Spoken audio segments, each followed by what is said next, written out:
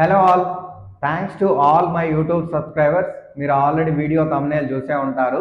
ఈ వీడియోలో మనం పైథాన్లో ఉన్న కంట్రోల్ స్టేట్మెంట్స్లో ఉన్న అన్నిటి గురించి డీటెయిల్డ్గా డిస్కస్ చేసుకున్నాం. ఇక్కడ conditional statements like if related, దాంతోపాటు లూప్స్లో ఉన్న వైల్, ఫర్ లూప్ అన్నిటి గురించి కూడా డీటెయిల్డ్గా డిస్కస్ చేసుకున్నాం. ఈ వీడియో పైథాన్ బిగినర్స్కి బాగా హెల్ప్ అయ్యింది. స్కిప్ చేయకుండా వీడియోని చివరి వరకు చూడండి. కంట్రోల్ స్టేట్మెంట్స్ అంటే ఏంది? యాక్చువల్గా కంట్రోల్ స్టేట్మెంట్స్ అంటే ఇవి ఫ్లో ఆఫ్ ఎగ్జిక్యూషన్ని కంట్రోల్ చేస్తాయి. సో మీరు రాసిన కోడ్లో కంట్రోల్ స్టేట్మెంట్స్ ఉంటే ఆ ఎగ్జిక్యూషన్ ఫ్లోని ఇవి కంట్రోల్ చేస్తాయి. జనరల్గా కంట్రోల్ స్టేట్మెంట్స్ ఎలా వాడతామంటే, మీకు ఎక్కడైనా ప్రోగ్రాంలో కంట్రోల్ స్టేట్మెంట్స్ ఎన్కౌంటర్ అయితే ఈ ప్రోగ్రాంలో కంట్రోల్ అనేది ఒక ప్లేస్ నుంచి, అంటే ఒక పార్ట్ ఆఫ్ ద ప్రోగ్రామ్ నుంచి ఇంకొక పార్ట్ ఆఫ్ ప్రోగ్రామ్కి కంట్రోల్ని ట్రాన్స్ఫర్ చేసిద్ది. ఎలా అంటే కండిషన్ బట్టి. సో మీరు రాసిన కండిషన్ బట్టి ప్రోగ్రామ్ ఎగ్జిక్యూట్ చేసేటప్పుడు అది కంట్రోల్ని ఒక పార్ట్ నుంచి ఇంకొక పార్ట్ ఆఫ్ ది ప్రోగ్రామ్కి ట్రాన్స్ఫర్ చేసిద్ది. సో అది కంట్రోల్ స్టేట్మెంట్స్ అంటే. సో ఇప్పటి వరకు మనం ఏం చూసాము? సీక్వెన్షియల్ స్టేట్మెంట్స్ చూసాము. అంటే మనం ప్రోగ్రామ్ రాస్తున్నాము, అవి 1 by 1 ఎగ్జిక్యూట్ అవుతా ఉన్నాయి. ఓకే, సో ఎక్కడ కంట్రోల్ స్టేట్మెంట్స్ వాడలేదు, మనం ప్రోగ్రామ్ ఎగ్జిక్యూషన్ని కంట్రోల్ చేయలేదు. సో ఇప్పుడైతే మనం కంట్రోల్ స్టేట్మెంట్స్ నేర్చుకోబోతున్నాం. సో ఇవి నేర్చుకునే ముందు మనం ఏం చేద్దామంటే, సో బేసికల్గా సీక్వెన్షియల్ స్టేట్మెంట్స్కి కంట్రోల్ స్టేట్మెంట్స్కి డిఫరెన్స్ ఎలా ఉంటుంది అనేది ఒక రియల్ టైం ఎగ్జాంపుల్తో చూపిస్తాను, చూడండి. ఇప్పుడు మనం సీక్వెన్షియల్ స్టేట్మెంట్స్కి కంట్రోల్ స్టేట్మెంట్స్కి మధ్య ఉన్న డిఫరెన్సెస్ ఒక రియల్ టైం ఎగ్జాంపుల్ ద్వారా చూద్దాం. సో ఆ రియల్ టైం ఎగ్జాంపుల్ ఏంటంటే, మీరు అపార్ట్మెంట్లో ఉన్నారు, కార్ ఉంది. సో జనరల్గా కార్ని డైలీ క్లీన్ చేసుకుంటారు. సో అపార్ట్మెంట్లో మనకి కార్ క్లీన్ చేయడానికి 4 to 5 persons ఉన్నారు. సో ఇక్కడ ఏంటంటే, మీరు ఎవరి చేత క్లీన్ చేయించుకోవాలంటే వాళ్ళని మీరు సెలెక్ట్ చేసుకోవచ్చు. సో అది యూజర్ని అడుగుతారు. సో తర్వాత వాళ్ళని సెలెక్ట్ చేసుకున్న తర్వాత వాళ్ళు వచ్చి కార్ క్లీనింగ్ ప్రాసెస్ స్టార్ట్ చేస్తారు. సో ఇది ప్రాబ్లం స్టేట్మెంట్. సో దీన్ని సీక్వెన్షియల్ స్టేట్మెంట్స్ ద్వారా ఎలా చేస్తాం?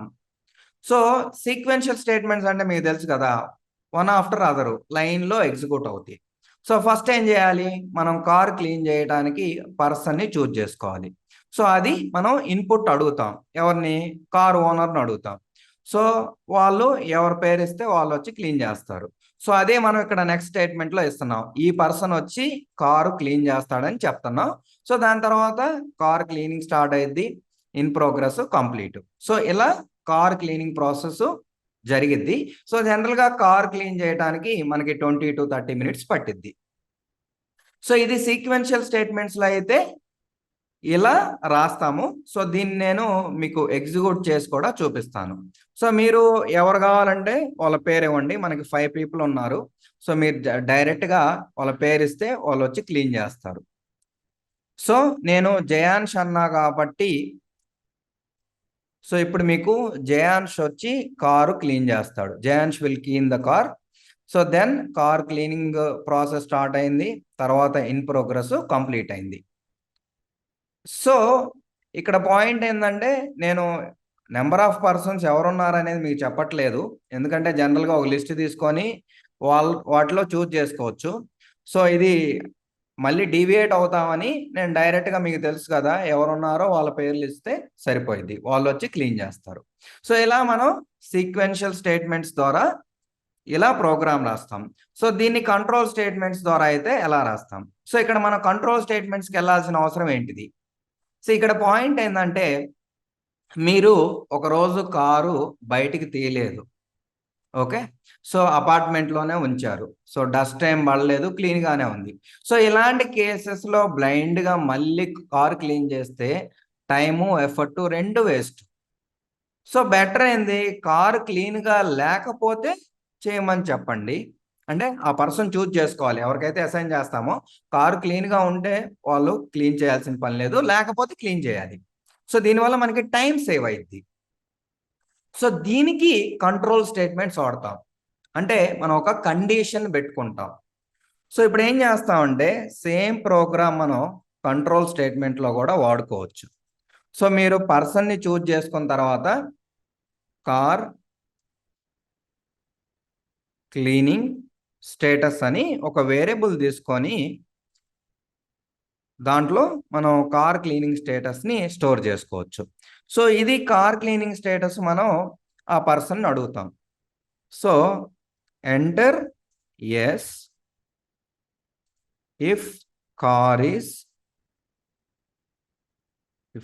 is in cleaned state, no otherwise. So మనకిన కారు క్లీన్గా ఉంటేనేమో ఎస్ అని ఎంటర్ చేయమని అడుగుతున్నాం, లేకపోతేనేమో నో అని ఎంటర్ చేయమని అడుగుతున్నాం. సో ఇక్కడ మీకు చూస్తే ఎస్ అనేది నేను సింగిల్ కోట్లో పెట్టాను, నో కూడా సింగిల్ కోట్లో పెట్టాను, ఎందుకంటే ఐడెంటిఫికేషన్ కోసం. సో ఇక్కడ పాయింట్ ఏంటంటే అవుటర్ స్ట్రింగ్ వచ్చేసి డబుల్ కోట్లో ఉంది, లోపల మీరు ఏదైనా స్ట్రింగ్గా రిప్రజెంట్ చేసుకోవాలంటే సింగిల్ కోట్ వాడుకోవచ్చు. సో బయట డబుల్ కోట్ పెట్టి మళ్ళీ లోపల డబుల్ కోట్ వాడలేరు. సో బయట సింగిల్ పెట్టి డబుల్ వాడుకోవచ్చు, మీరు కావాలంటే ట్రై చేయండి. సో ఇప్పుడు కారు క్లీనింగ్ స్టేటస్ అడుగుతారు. సో ఇప్పుడు మనం ఏం చేస్తాము, ఒక కండిషన్ పెట్టుకుంటాం. సో కారు క్లీన్గా ఉందనుకోండి, సో మనం క్లీన్ చేయాల్సిన పని లేదు.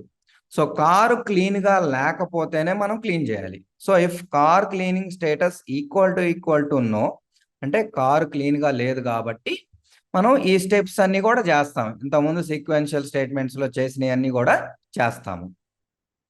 ఒకవేళ అంటే నో అంటేనేమో క్లీన్ చేస్తారు, ఎస్ అని ఇచ్చాడు అనుకోండి దాని అర్థం ఏంది, క్లీన్గా ఉందని. సో మనం జస్ట్ అతనే చెప్తాం, your car is already in cleaned state and no need to clean again. So ఇలా మనం రాసుకుంటాం. సో ఇక్కడ పాయింట్ ఏంది, సో మనం ఆ పర్సన్ అడిగి ఇన్పుట్ తీసుకొని కార్ క్లీన్గా ఉంటేనేమో క్లీన్ చేయాల్సిన పని లేదు, లేకపోతే చేయాలి. సో దీనివల్ల మనకి టైం అనేది సేవ్ అయ్యిద్ది. సో జనరల్గా క్లీనింగ్ ప్రాసెస్ 20 to 30 minutes పట్టిద్ది కదా, సో ఆ టైం అనేది మనకు సేవ్ అయ్యిద్ది. సో అది మెయిన్ అడ్వాంటేజ్. మీరు అవసరమైన చోట కండిషన్స్ పెట్టుకుంటే ఇది అడ్వాంటేజ్. సో ఇప్పుడు ఏం చేద్దాము, ఇంతకుముందు సీక్వెన్షియల్ స్టేట్మెంట్ ద్వారా ఎలా రన్ చేయాలో చూసాం కదా, సో అది కామెంట్ చేస్తున్నా. ఇప్పుడు కంట్రోల్ స్టేట్మెంట్ ద్వారా ఎలా ఎగ్జిక్యూట్ అయ్యిద్దో ప్రోగ్రాము చూద్దాం. సో ఇది రన్ చేస్తున్నా. సో ఇప్పుడు మనకి పర్సన్ నేమ్ అడిగిద్ది, నేను అనిల్ ఇస్తున్నా. సో కారు క్లీన్గా లేకపోతే మనకి క్లీనింగ్ ప్రాసెస్ స్టార్ట్ అయ్యిద్ది. Anil will clean the car, cleaning started, cleaning in progress, cleaning completed. So ఒకవేళ నేను కారు క్లీన్గా ఉందని ఇచ్చాను అనుకోండి, ఎస్ అని ఇస్తే సో ఆబ్వియస్గా సారీ పర్సన్ నేమ్ ఎంటర్ చేయాలి, నేను ఎస్ అని ఎంటర్ చేశా. సో యాక్చువల్గా ఇది రాంగ్. సో ఇక్కడ ఎస్ అని ఎంటర్ చేస్తే మనకి ఆల్రెడీ కార్ క్లీన్ స్టేట్లో ఉందని చెప్తుంది. సో యాక్చువల్గా మీరు పర్సన్ నేమ్ ఎంటర్ చేసుకోండి సరిపోయింది, కావాలంటే మళ్ళీ రన్ చేసి చూపిస్తా. సో పర్సన్ నేమ్ వచ్చేసి సచిన్ అని ఇస్తున్నా. సో కారు క్లీన్గా ఉంది, సో ఎస్ ఇస్తున్నా. సో మనకి క్లీన్ చేయాల్సిన పని లేదు, మీ కారు ఆల్రెడీ క్లీన్గా ఉందని చెప్పేసింది. సో ఇలా మనం కంట్రోల్ స్టేట్మెంట్లో ఇఫ్ కండిషన్ పెట్టుకోవడం వల్ల ఇది అడ్వాంటేజ్, టైం సేవ్ అయ్యిద్ది. మీకు రియల్ టైంలో ఆ ఫంక్షన్ ఎగ్జిక్యూషన్ టైం అనేది చాలా తగ్గిపోయింది. ఇంకోటి ఏంది, ఇలానే అపార్ట్మెంట్లో మనకి 10 కార్స్ క్లీన్ చేయాల్సినవి ఉన్నాయి. సో అప్పుడు ఏం చేస్తాము, సేమ్ ప్రాసెస్ రిపీట్ చేయాలి కదా. సో ఇలాంటి కేసెస్లో మళ్ళీ సేమ్ కోడ్ మళ్ళీ రాయకుండా మనం లూప్స్ ఆడుకోవచ్చు. ఎక్కడైతే సేమ్ ప్రాసెస్ని రిపీట్ చేయాలో అక్కడ లూప్స్ ఆడుకోవచ్చు. సో ఇప్పుడు ఏం చేస్తాను, సపోజ్ నేనేం చేస్తానంటే 5 కార్స్ని క్లీన్ చేయాలి ఎవ్రీడే అనుకోండి. సో నేను ఒక వేరియబుల్ తీసుకుంటున్నా. ఓకే, సో ఇక్కడ పాయింట్ ఏంటంటే మీకు కోడ్ అర్థం అవ్వకపోయినా పర్లేదు కానీ కాన్సెప్ట్ అర్థమైతే చాలు. ఓకే, సో ఇక్కడ మనకి లూప్స్లో వైలు ఫర్ ఉంటుంది, మీకు ఎనీవే తర్వాత ఎక్స్ప్లెయిన్ చేస్తాను. సో ఇది తీసుకొని నేనేం చేస్తున్నానంటే సేమ్ ప్రాసెస్ 5 కార్స్కి రిపీట్ చేస్తున్నా.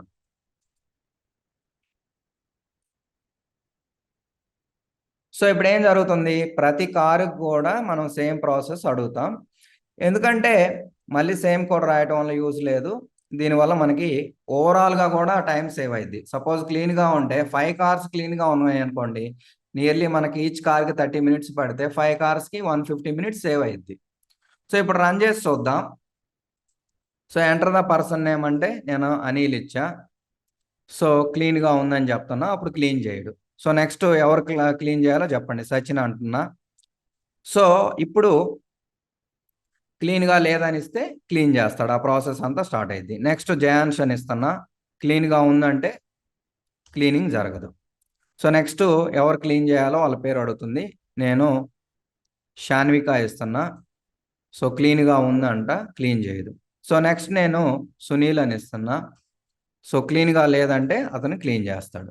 సో ఇలా మనకి వర్క్ అయింది. ఇన్ కేసు మీకు 5 కార్స్ ఉన్నాయి కదా, కన్ఫ్యూజన్ ఉందనుకోండి అవుట్పుట్లో ఏ కార్ క్లీన్ అవుతుందో లేదనేది. సో ఇక్కడ ఐ అనే వేరియబుల్ ప్రతిసారి 1, 2, 3 అలా వెళ్ళిద్ది కదా, అంటే అది మీరు కార్ 1, కార్ 2గా రాసుకోవచ్చు. సో దానికి యాక్చువల్గా మనం ఎఫ్ స్ట్రింగ్స్ వాడుకోవచ్చు. సో నేను రాస్తున్నాను, ఏం లేదు, మనం కర్లీ బ్రేసెస్ ఎఫ్ స్ట్రింగ్ వాడుకొని ఈ వేరియబుల్ని స్ట్రింగ్లో మధ్యలో పెట్టుకోవచ్చు. సో ఇది మీకు అర్థం అవ్వకపోయినా పర్లేదు, తర్వాత నేను ఎనీవే ఎక్స్ప్లెయిన్ చేస్తాను. మీకు ఫాస్ట్గా రాసేస్తాను, రన్ చేసి చూపిస్తాను.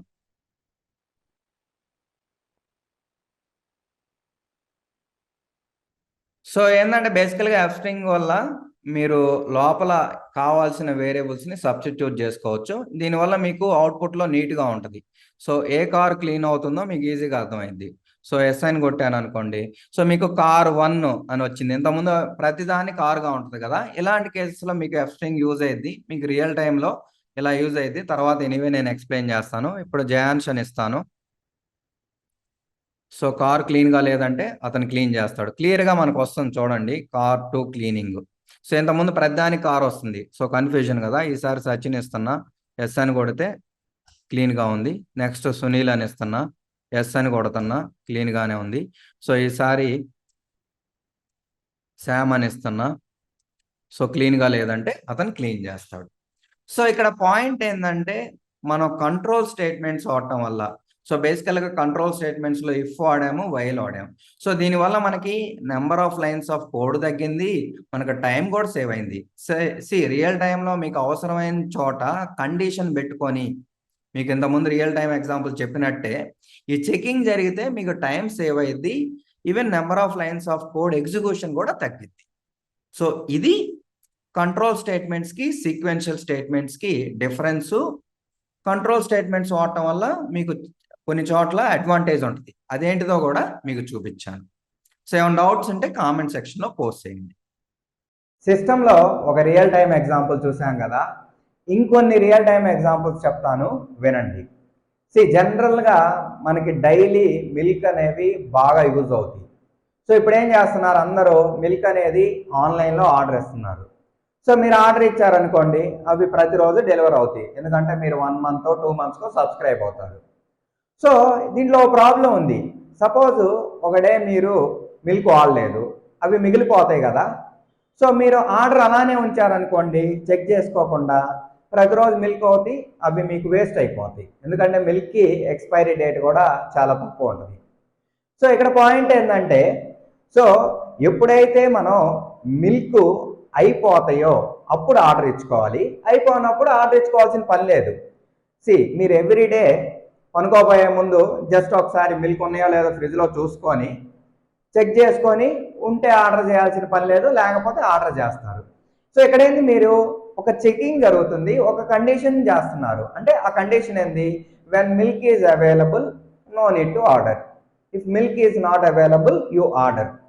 సో బ్లైండ్గా ప్రతిరోజు ఆర్డర్ పెడితే మీకు కొన్ని ప్రాబ్లమ్స్ వస్తాయి, వేస్టేజ్ జరిగింది, మనీ కూడా మీకు సేవ్ అవ్వవు, వేస్ట్ అయిపోతాయి మనీ కూడా. సో యూజ్ కూడా ఉండదు, దానివల్ల యూజ్ కూడా ఉండదు.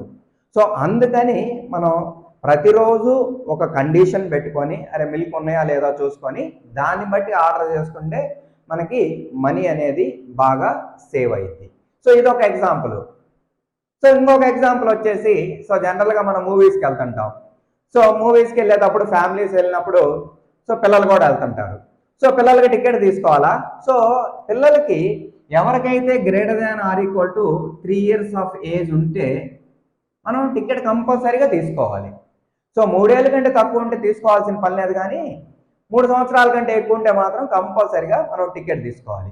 సో ఇక్కడ ఏం చేస్తున్నాం, మనం తెలియకుండానే ఒక చెకింగ్ కండిషన్ చెక్ చేసుకున్నాం. ఓకే, మన పిల్లోడికి 3 ఏళ్ళ కంటే ఎక్కువ ఉన్నాయి కాబట్టి టికెట్ తీసేసుకుందాం అనుకుంటారు.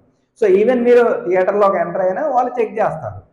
ఓకే, సో ఎవ్రీ డే మనకి డే టు డే లైఫ్లో తెలియకుండానే మనకి కొన్ని చెక్స్ కండిషన్స్ అనేవి జరుగుతూ ఉంటాయి.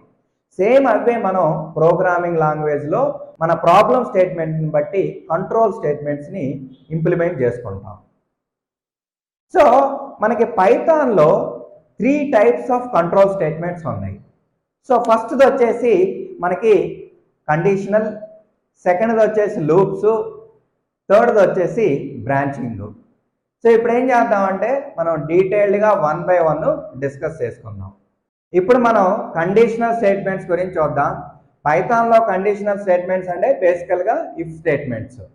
సో దీంట్లో 5 types ఉన్నాయి. సో ఫస్ట్ది వచ్చేసి ఇఫ్, సెకండ్ది వచ్చేసి ఇఫ్ ఎల్స్, థర్డ్ది వచ్చేసి నెస్టెడ్ ఇఫ్,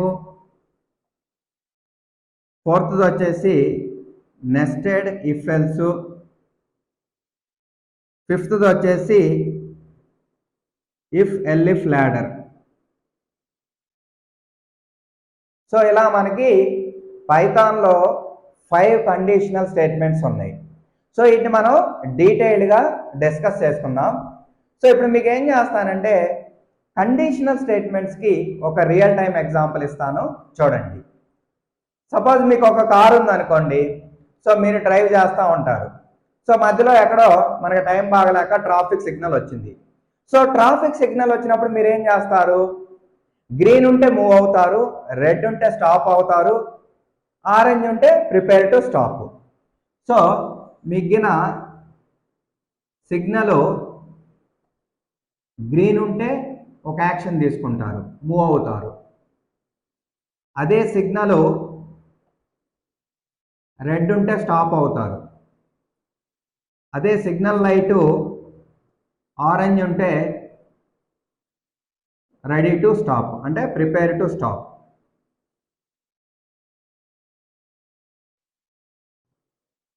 సో రియల్ టైంలో మీకు తెలియకుండానే మనం ఒక కండిషన్స్ అంటే ఒక చెకింగ్ చేసుకొని దాన్ని బట్టి మనం ఇన్స్ట్రక్షన్స్ ఎగ్జిక్యూట్ చేసుకుంటాం, అంటే దాన్ని బట్టి మనం యాక్షన్ తీసుకుంటాం. సో ఇక్కడ ట్రాఫిక్ సిగ్నల్లో మనకి గ్రీన్ ఉంటే ఒక యాక్షన్ తీసుకుంటాం, రెడ్ ఉంటే ఒక యాక్షన్ తీసుకుంటాం, అదే ఆరెంజ్ ఉంటే ఇంకొక యాక్షన్ తీసుకుంటాం. సో ఇలా మనం ఈ కండిషనల్ స్టేట్మెంట్స్ రియల్ టైంలో యూజ్ చేస్తాం కదా, సేమ్ అవే ప్రోగ్రాంలో ఇంప్లిమెంట్ చేసుకుంటాం. సో దీనివల్ల ఏంది, కండిషన్ బట్టి మనం యాక్షన్ తీసుకుంటే మనకి టైం సేవ్ అయింది, అన్ని లైన్స్ ఆఫ్ కోడ్ కూడా ఎగ్జిక్యూట్ చేయాల్సిన పని లేదు. సపోజ్ మీరు కండిషన్స్ ఫాలో అవ్వకపోతే ఏమైంది, రెడ్ పడింది అనుకోండి, మీరు ఆవేశపడి వెళ్ళిపోయారు అనుకోండి, ఎవడో కూడా గుర్తారు, మీరు బకెట్ తన్నేస్తారు. సో అది ప్రాబ్లమే కదా. సో ఇక్కడ కండిషన్స్ అనేవి చాలా ఇంపార్టెంట్. మనం వాటిని ఫాలో అవ్వకపోతే చాలా నష్టం జరిగింది, చాలా లాస్ ఉంటుంది. సో రియల్ టైంలో మీరు రెడ్ పడినప్పుడు వెళ్ళిపోతే ఎవడో కూడా వచ్చి గుద్దేస్తే మన ప్రాబ్లం అయింది. సో ఇది ఇంపార్టెంట్. సో కండిషనల్ స్టేట్మెంట్స్ అనేవి రియల్ టైంలో ఎలా ఇంపార్టెంటో ప్రోగ్రామింగ్ లాంగ్వేజ్లో కూడా అంతే ఇంపార్టెంట్. కండిషనల్ స్టేట్మెంట్లో ఫస్ట్ది వచ్చేసి ఇఫ్ స్టేట్మెంట్ గురించి చూద్దాం. ఇఫ్ అనేది one of the conditional statement. So మీకు ఇంతకుముందు చెప్పుకున్నట్టు ఒక కండిషన్ ఉంటుంది. మనకి 10 టాస్క్లు ఉన్నాయి అనుకోండి, అన్నిటికీ కండిషన్ పెట్టుకోవాల్సిన పని లేదు, కొన్ని నార్మల్గా చేసుకొని వెళ్తాం, కొన్నిటికే కండిషన్స్ పెట్టుకుంటాం.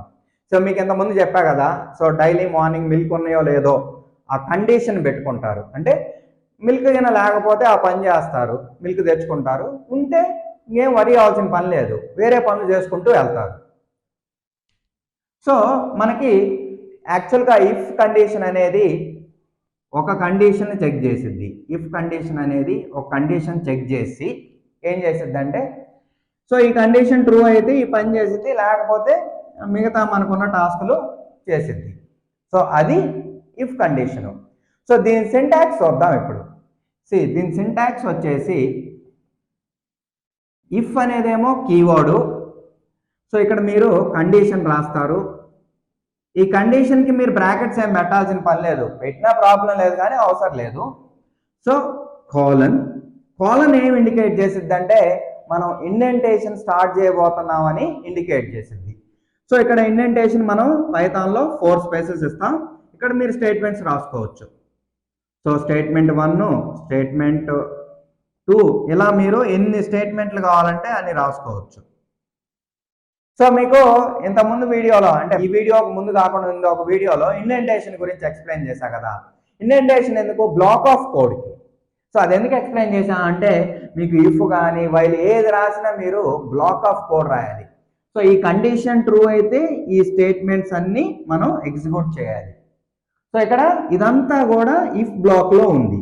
సో బ్లాక్ ఎలా రాస్తాము? కోలను మనం ఇండెంటేషన్ ఫాలో అవుతాం. ఇండెంటేషన్ అంటే 4 స్పేసెస్ పెట్టుకుంటాం. సో ఇది ఇఫ్ కండిషన్ యొక్క సింటాక్స్. సో ఇప్పుడు ఏం చేద్దామంటే ఆ ఫ్లో చార్ట్, ఇఫ్ స్టేట్మెంట్ యొక్క ఫ్లో చార్ట్ మనం రియల్ టైం ఎగ్జాంపుల్ తీసుకొని ప్రోగ్రామ్ కూడా రాద్దాం. సో ఇప్పుడు మనం ఇఫ్ స్టేట్మెంట్ యొక్క ఫ్లో చార్ట్ చూద్దాం. సో ఇది start of the program. So ఇక్కడ కావాలంటే మీరు స్టేట్మెంట్స్ రాసుకోవచ్చు. సో దాని తర్వాత కండిషన్ వచ్చింది. సో ఇది ఇఫ్ కండిషన్. సో ఈ కండిషన్ కన్నా ట్రూ అయితేనేమో ఇఫ్ బ్లాక్లో ఉన్న స్టేట్మెంట్స్ ఎగ్జిక్యూట్ అవుతాయి. ఓకే, ఫాల్స్ అయింది అనుకోండి, ఈ ఇఫ్ ఎగ్జిక్యూట్ అవ్వదు, డైరెక్ట్గా కంట్రోల్ వచ్చేసి ఇఫ్ బ్లాక్ తర్వాత ఉన్న స్టేట్మెంట్స్, ఇఫ్ తర్వాత ఉన్న స్టేట్మెంట్స్ ఎగ్జిక్యూట్ అవుతాయి. సో ఇక్కడ పాయింట్ ఏంటంటే ఇప్పుడు మీ కండిషన్ ట్రూ అయితే ఈ బ్లాక్ ఎగ్జిక్యూట్ అయ్యిద్ది, ఫాల్స్ అయితే ఎగ్జిక్యూట్ అవ్వదు. సో మీకు ట్రూ అయినా ఫాల్స్ అయినా కంపల్సరిగా ఇఫ్ తర్వాత ఉన్న స్టేట్మెంట్స్ ఇవన్నాయే, ఇవి కంపల్సరిగా ఎగ్జిక్యూట్ అవుతాయి. సో తర్వాత మనకి ప్రోగ్రాము ఎండ్ అయిపోయింది. సో ఇలా మనకి ఇఫ్ ఫ్లో చార్ట్ ఉంటుంది. సో బేసికల్గా కండిషన్ ఉంటుంది, ట్రూ అయితేనేమో ఆ బ్లాక్లో ఉన్న స్టేట్మెంట్స్ ఎగ్జిక్యూట్ అవుతాయి. ఓకే, దాని తర్వాత ఇఫ్ తర్వాత ఉన్న స్టేట్మెంట్స్ ఎగ్జిక్యూట్ అవుతాయి. ఫాల్స్ అయితే ఏంది? ఈ బ్లాక్లో ఉన్న ఎగ్జిక్యూట్ అవ్వదు, డైరెక్ట్గా ఆ బ్లాక్ తర్వాత ఉన్న స్టేట్మెంట్స్ ఎగ్జిక్యూట్ అవుతాయి. సో ఇది ఇఫ్ ఫ్లో చార్ట్. సో ఇప్పుడు మనం ఒక రియల్ టైం ఎగ్జాంపుల్ చూద్దాం. సో రియల్ టైం ఎగ్జాంపుల్ వచ్చేసి మనం ఆల్రెడీ డిస్కస్ చేసుకుంది. సో మనం బోర్డు మీద రియల్ టైం ఎగ్జాంపుల్ చూసాం కదా.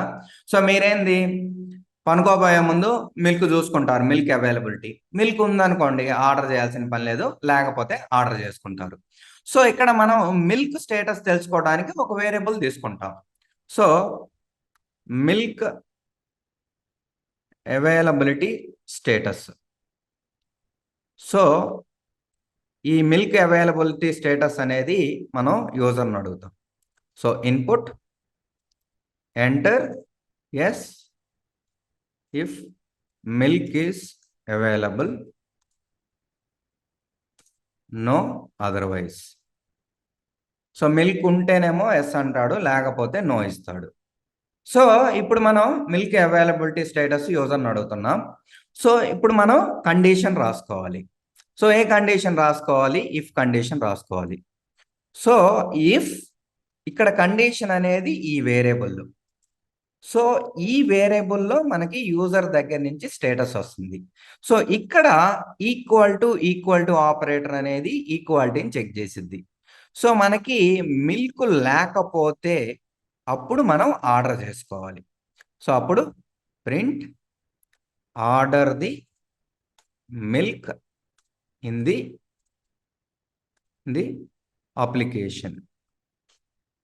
ఒకవేళ ఉంటే మనం ఏం చేయాల్సిన పని లేదు, continue with the remaining task.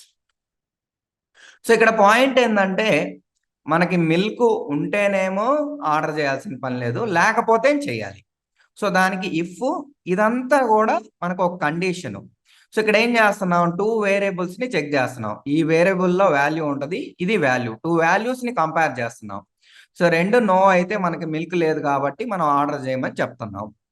So ఒకవేళ ఉంటే ఏం చేయాల్సిన పని లేదు, మనం రిమైనింగ్ టాస్క్లో వెళ్తాము. సో ఇక్కడ ఇంకొక పాయింట్ చూస్తే ఇక్కడ బై డిఫాల్ట్గా మీరు ఎంటర్ కొట్టంగానే ఇండెంటేషన్ అనేది పైథానే చూసుకుంటుంది. సో డిఫాల్ట్గా 4 స్పేసెస్ ఇచ్చింది. సో ఇది ఒక్కటే ఇఫ్ బ్లాక్లో ఉంది. సో మీరు కావాలంటే మోర్ దాన్ వన్ స్టేట్మెంట్ అయినా రాసుకోవచ్చు. So ordered the milk. So minimum మాత్రం ఒక స్టేట్మెంట్ రాయాలి.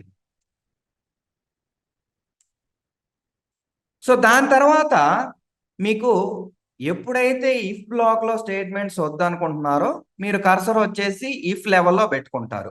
సో నేను ఇది కూడా తీసుకొచ్చి ట్యాబ్ కొడితే ఇది ఇఫ్లో ఉంటుంది. సో నాకు ఇఫ్లో కాకుండా బయట ఉండాలి అనుకుంటే మీరు అన్ఇంటెంటెడ్ కోడ్ రాయాలి, అంటే ఇండెంటేషన్ ఇవ్వకుండా కోడ్ రాయాలి. సో ఇప్పుడు ఏం జరిగిద్ది? సో ఫస్ట్ మీరు మిల్క్ స్టేటస్ ఇస్తారు, చెక్ చేసుకుంటారు.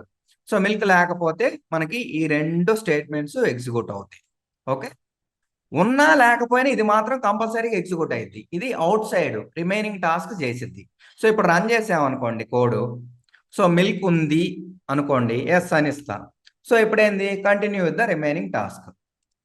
సపోజు మిల్క్ లేదనుకోండి మన ఇంట్లో, నో అని ఇస్తా. అప్పుడు ఏంది? Order the milk in the application, order చేశాడు, తర్వాత continue with the remaining task. So ఇక్కడ పాయింట్ ఏంటంటే ఉన్నా లేకపోయినా ఇది మాత్రం ఎగ్జిక్యూట్ అయ్యింది. ఇది ఎందుకంటే outside the black.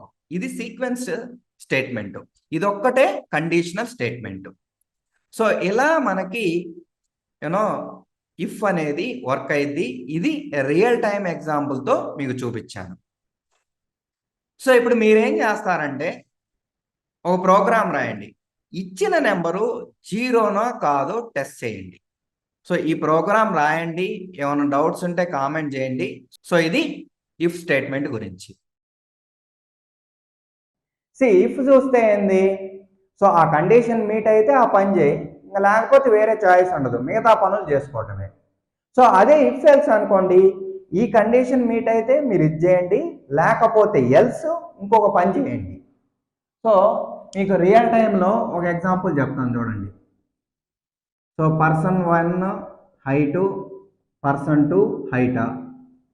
So మనకి రియల్ టైంలో ఇద్దరు పర్సన్స్ ఉన్నారు, ఎవరు హైటు ఎక్కువ చెక్ చేయాలంటే మనం ఇఫ్ వాడలేము, ఇఫ్ ఎల్సే వాడాలి. సో ఇక్కడ ఏం చేస్తాము? If P1 height greater than P2 height.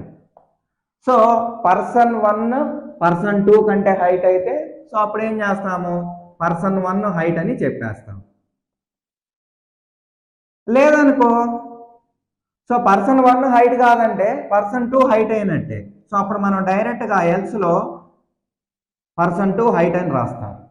So if కండిషన్లో అయితే ఒకటే ఉంటుంది, అదైతే అది జరిగిద్ది, లేకపోతే మిగతా పనులు చేసుకుంటూ వెళ్తాం. సో ఇఫ్ ఎల్స్లో మాత్రం సో ఈ కండిషన్ ట్రూ అయితే ఇది ట్రూ, అంటే ఈ స్టేట్మెంట్స్ ఎగ్జిక్యూట్ అవుతాయి. ఒకవేళ లేదంటే ఎల్స్లో ఉన్నాయి ఎగ్జిక్యూట్ అవుతాయి. సో ఇక్కడ కానీ మీరు చూస్తే పర్సన్ 1 పర్సన్ 2 హైట్ చెక్ చేస్తే పర్సన్ 1 హైట్ కాదంటే పర్సన్ 2 హైట్ అనే ఆబ్వియస్గా. సో ఇది మీకు రియల్ టైం ఎగ్జాంపుల్. ఇప్పుడు మీకు ఇఫ్ ఎల్స్ సింటాక్స్ చూపిస్తాను చూడండి. సో ఇప్పుడు మనం ఇఫ్ ఎల్స్ సింటాక్స్ చూద్దాం. సో ఫస్ట్ ఇఫ్ అనేది కీవర్డ్, దాని తర్వాత మనం కండిషన్ రాస్తాం. కండిషన్ రాసి కోలన్ పెడతాం. సో కాలన్ ఏం ఇండికేట్ చేసిందంటే మనం ఇండెంటేషన్ స్టార్ట్ చేయబోతున్నాం అని. ఇండెంటేషన్ ఎందుకు? బ్లాక్ ఆఫ్ కోడ్ రాయటం కోసం. సో ఇక్కడ మీరు 4 స్పేసెస్ ఇచ్చుకొని మీరు స్టేట్మెంట్స్ రాసుకోవచ్చు. Statement 1, statement 2. సో ఇలా మీరు ఎన్ని స్టేట్మెంట్స్ అయినా రాసుకోవచ్చు. సో మినిమం అయితే మాత్రం ఒక స్టేట్మెంట్ రాయాలి. సో దాని తర్వాత ఏం చేస్తాము? ఎల్స్ కోలన్, ఇక్కడ మీరు మళ్ళీ స్టేట్మెంట్ 1, స్టేట్మెంట్ 2. సో ఇలా మీరు ఇక్కడ కూడా ఎన్ని స్టేట్మెంట్స్ అయినా రాసుకోవచ్చు. సో ఇక్కడ ఏంది? ఈ కండిషన్ ట్రూ అయితే మనకి ఈ బ్లాక్ ఆఫ్ కోడ్ ఎగ్జిక్యూట్ అయింది. ఒకవేళ ఇది ఫాల్స్ అయితే మస్ట్ అండ్ షుడ్ ఈ బ్లాక్ ఆఫ్ కోడ్ ఎగ్జిక్యూట్ అయింది. సో ఇఫ్లో ఏం జరిగింది? అది ట్రూ అయితే అది జరిగింది, లేకపోతే వేరే స్టేట్మెంట్లు జరుగుతాయి. ఇఫ్ ఎల్స్లో మాత్రం ఏదో ఒకటి ఎగ్జిక్యూట్ అయింది, ఇఫ్ ఎల్సో. సో ఇది ట్రూ అనుకోండి, ఇది ఎగ్జిక్యూట్ అయింది. ఇది ట్రూ కాలేదంటే అంటే ఫాల్స్ అయితే మనకి ఎల్స్ బ్లాక్ ఎగ్జిక్యూట్ అయింది. సో ఇది ఇక్కడ పాయింట్. మీకు ఆల్రెడీ రియల్ టైం ఎగ్జాంపుల్ కూడా చెప్పాను. సో ఇంకో పాయింట్ ఏంటంటే మళ్ళీ రిపీట్ చేస్తున్నా, మినిమం ఒక స్టేట్మెంట్ ఉండాలి. సో మ్యాక్సిమం మీరు ఎన్నైనా రాసుకోవచ్చు. సో మీకు ఇంతకుముందు పాస్ కీవర్డ్ చెప్పా కదా, సపోజ్ ఎలాంటి కేసెస్లో యూజ్ అయ్యిద్ది, మీకు ఎప్పుడైనా సరే ఎంటీ ఇఫ్ కండిషన్ రాయాలంటే మీరు ఏం స్టేట్మెంట్స్ రాయకుండా జస్ట్ ఎంటీ ఇఫ్ కండిషన్ రాయాలనుకుంటే పాస్ అని పెట్టుకోవచ్చు. పాస్ అనే కీవర్డ్ ఎందుకంటే ఎంటీ బ్లాక్ ఆఫ్ కోడ్ రాయడానికి వాడతాం. సో ఇది కూడా కావాలనుకుంటే రేర్ కేసులో అవసరమైనప్పుడు మీరు వాడుకోవచ్చు. సో ఇది ఇఫ్ ఎల్స్ సింటాక్స్. ఇప్పుడు మనం ఫ్లో చార్ట్ ఒక రియల్ టైం ఎగ్జాంపుల్ సిస్టంలో చూద్దాం, చూడండి. సో ఇప్పుడు మనం ఇఫ్ ఎల్స్ స్టేట్మెంట్ యొక్క ఫ్లో చార్ట్ చూద్దాం. సో ఇది start of the program. So దీని తర్వాత మీరు స్టేట్మెంట్స్ రాసుకోవచ్చు. సో ఇక్కడ యాక్చువల్ మనకి ఇఫ్ ఎల్స్ కండిషన్ ఉంది. సో ఇది కండిషను. సో ఈ కండిషన్ ట్రూ అయితేనేమో మనకి ఇఫ్ బ్లాక్ లో ఉన్న స్టేట్మెంట్స్ ఎగ్జిక్యూట్ అవుతాయి. అదే ఫాల్స్ అయితేనేమో ఎల్స్ బ్లాక్ లో ఉన్న స్టేట్మెంట్స్ ఎగ్జిక్యూట్ అవుతాయి. ఇక్కడ ట్రూ అయినా ఫాల్స్ అయినా ఏదో ఒక బ్లాక్ ఎగ్జిక్యూట్ అయింది. అదే మీరు ఇఫ్ చూసినట్టయితే ఓన్లీ ట్రూ అయితే ఇఫ్ బ్లాక్ లో ఉన్న స్టేట్మెంట్స్ ఎగ్జిక్యూట్ అవుతాయి. సో లేకపోతే ఇంకా బ్లాక్ ఏమి ఉండదు, నార్మల్ స్టేట్మెంట్స్ ఎగ్జిక్యూట్ అవుతాయి. సో ఇక్కడ అనుకోండి ట్రూ అయితే ఇఫ్ బ్లాక్, ఫాల్స్ అయితే ఎల్స్ బ్లాక్ లో ఉన్న స్టేట్మెంట్స్ ఎగ్జిక్యూట్ అవుతాయి.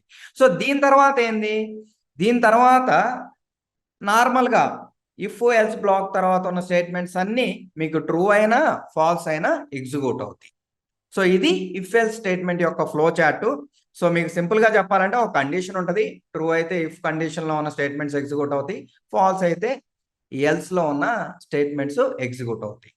సో ఇప్పుడు మనం ఏం చేద్దామంటే ఒక రియల్ టైం ఎగ్జాంపుల్ తీసుకొని దానికి ప్రోగ్రామ్ రాద్దాం. సో ఇప్పుడు మనం ఒక రియల్ టైం ఎగ్జాంపుల్ తీసుకొని దానికి ప్రోగ్రామ్ రాద్దాం. సో ఆల్రెడీ మనం రియల్ టైం ఎగ్జాంపుల్ బోర్డు మీద డిస్కస్ చేసుకుంది. సో 2 పర్సన్స్ యొక్క హైట్ ఉంది, వాళ్ళలో ఎవరు టాలో ఆల్రెడీ చూసాము. సో దీనికే మనం ప్రోగ్రామ్ రాద్దాం. సో ఇక్కడ ఏం చేద్దామంటే పర్సన్ 1 యొక్క హైట్, పర్సన్ 2 యొక్క హైట్ కూడా యూజర్ని అడుగుదాం first of all. So person 1 యొక్క హైట్ ఇన్పుట్ ఫంక్షన్ ద్వారా యూజర్ని అడుగుదాం. సో జనరల్గా మనకి హైట్ అనేది ఫ్లోట్లో ఉంటుంది కాబట్టి మనం ఫ్లోట్లో కన్వర్ట్ చేసుకుందాం. ఎందుకు ఫ్లోట్లో కన్వర్ట్ చేసుకుంటున్నాం, so by default input function ఏం రిటర్న్ చేసిద్ది, స్ట్రింగ్ రిటర్న్ చేసిద్ది. సో మనకు కావాల్సింది ఫ్లోట్లో కాబట్టి ఫ్లోట్లో కన్వర్ట్ చేసుకుందాం. సో పర్సన్ 2 యొక్క హైట్ కూడా యూజర్నే అడుగుదాం మనం.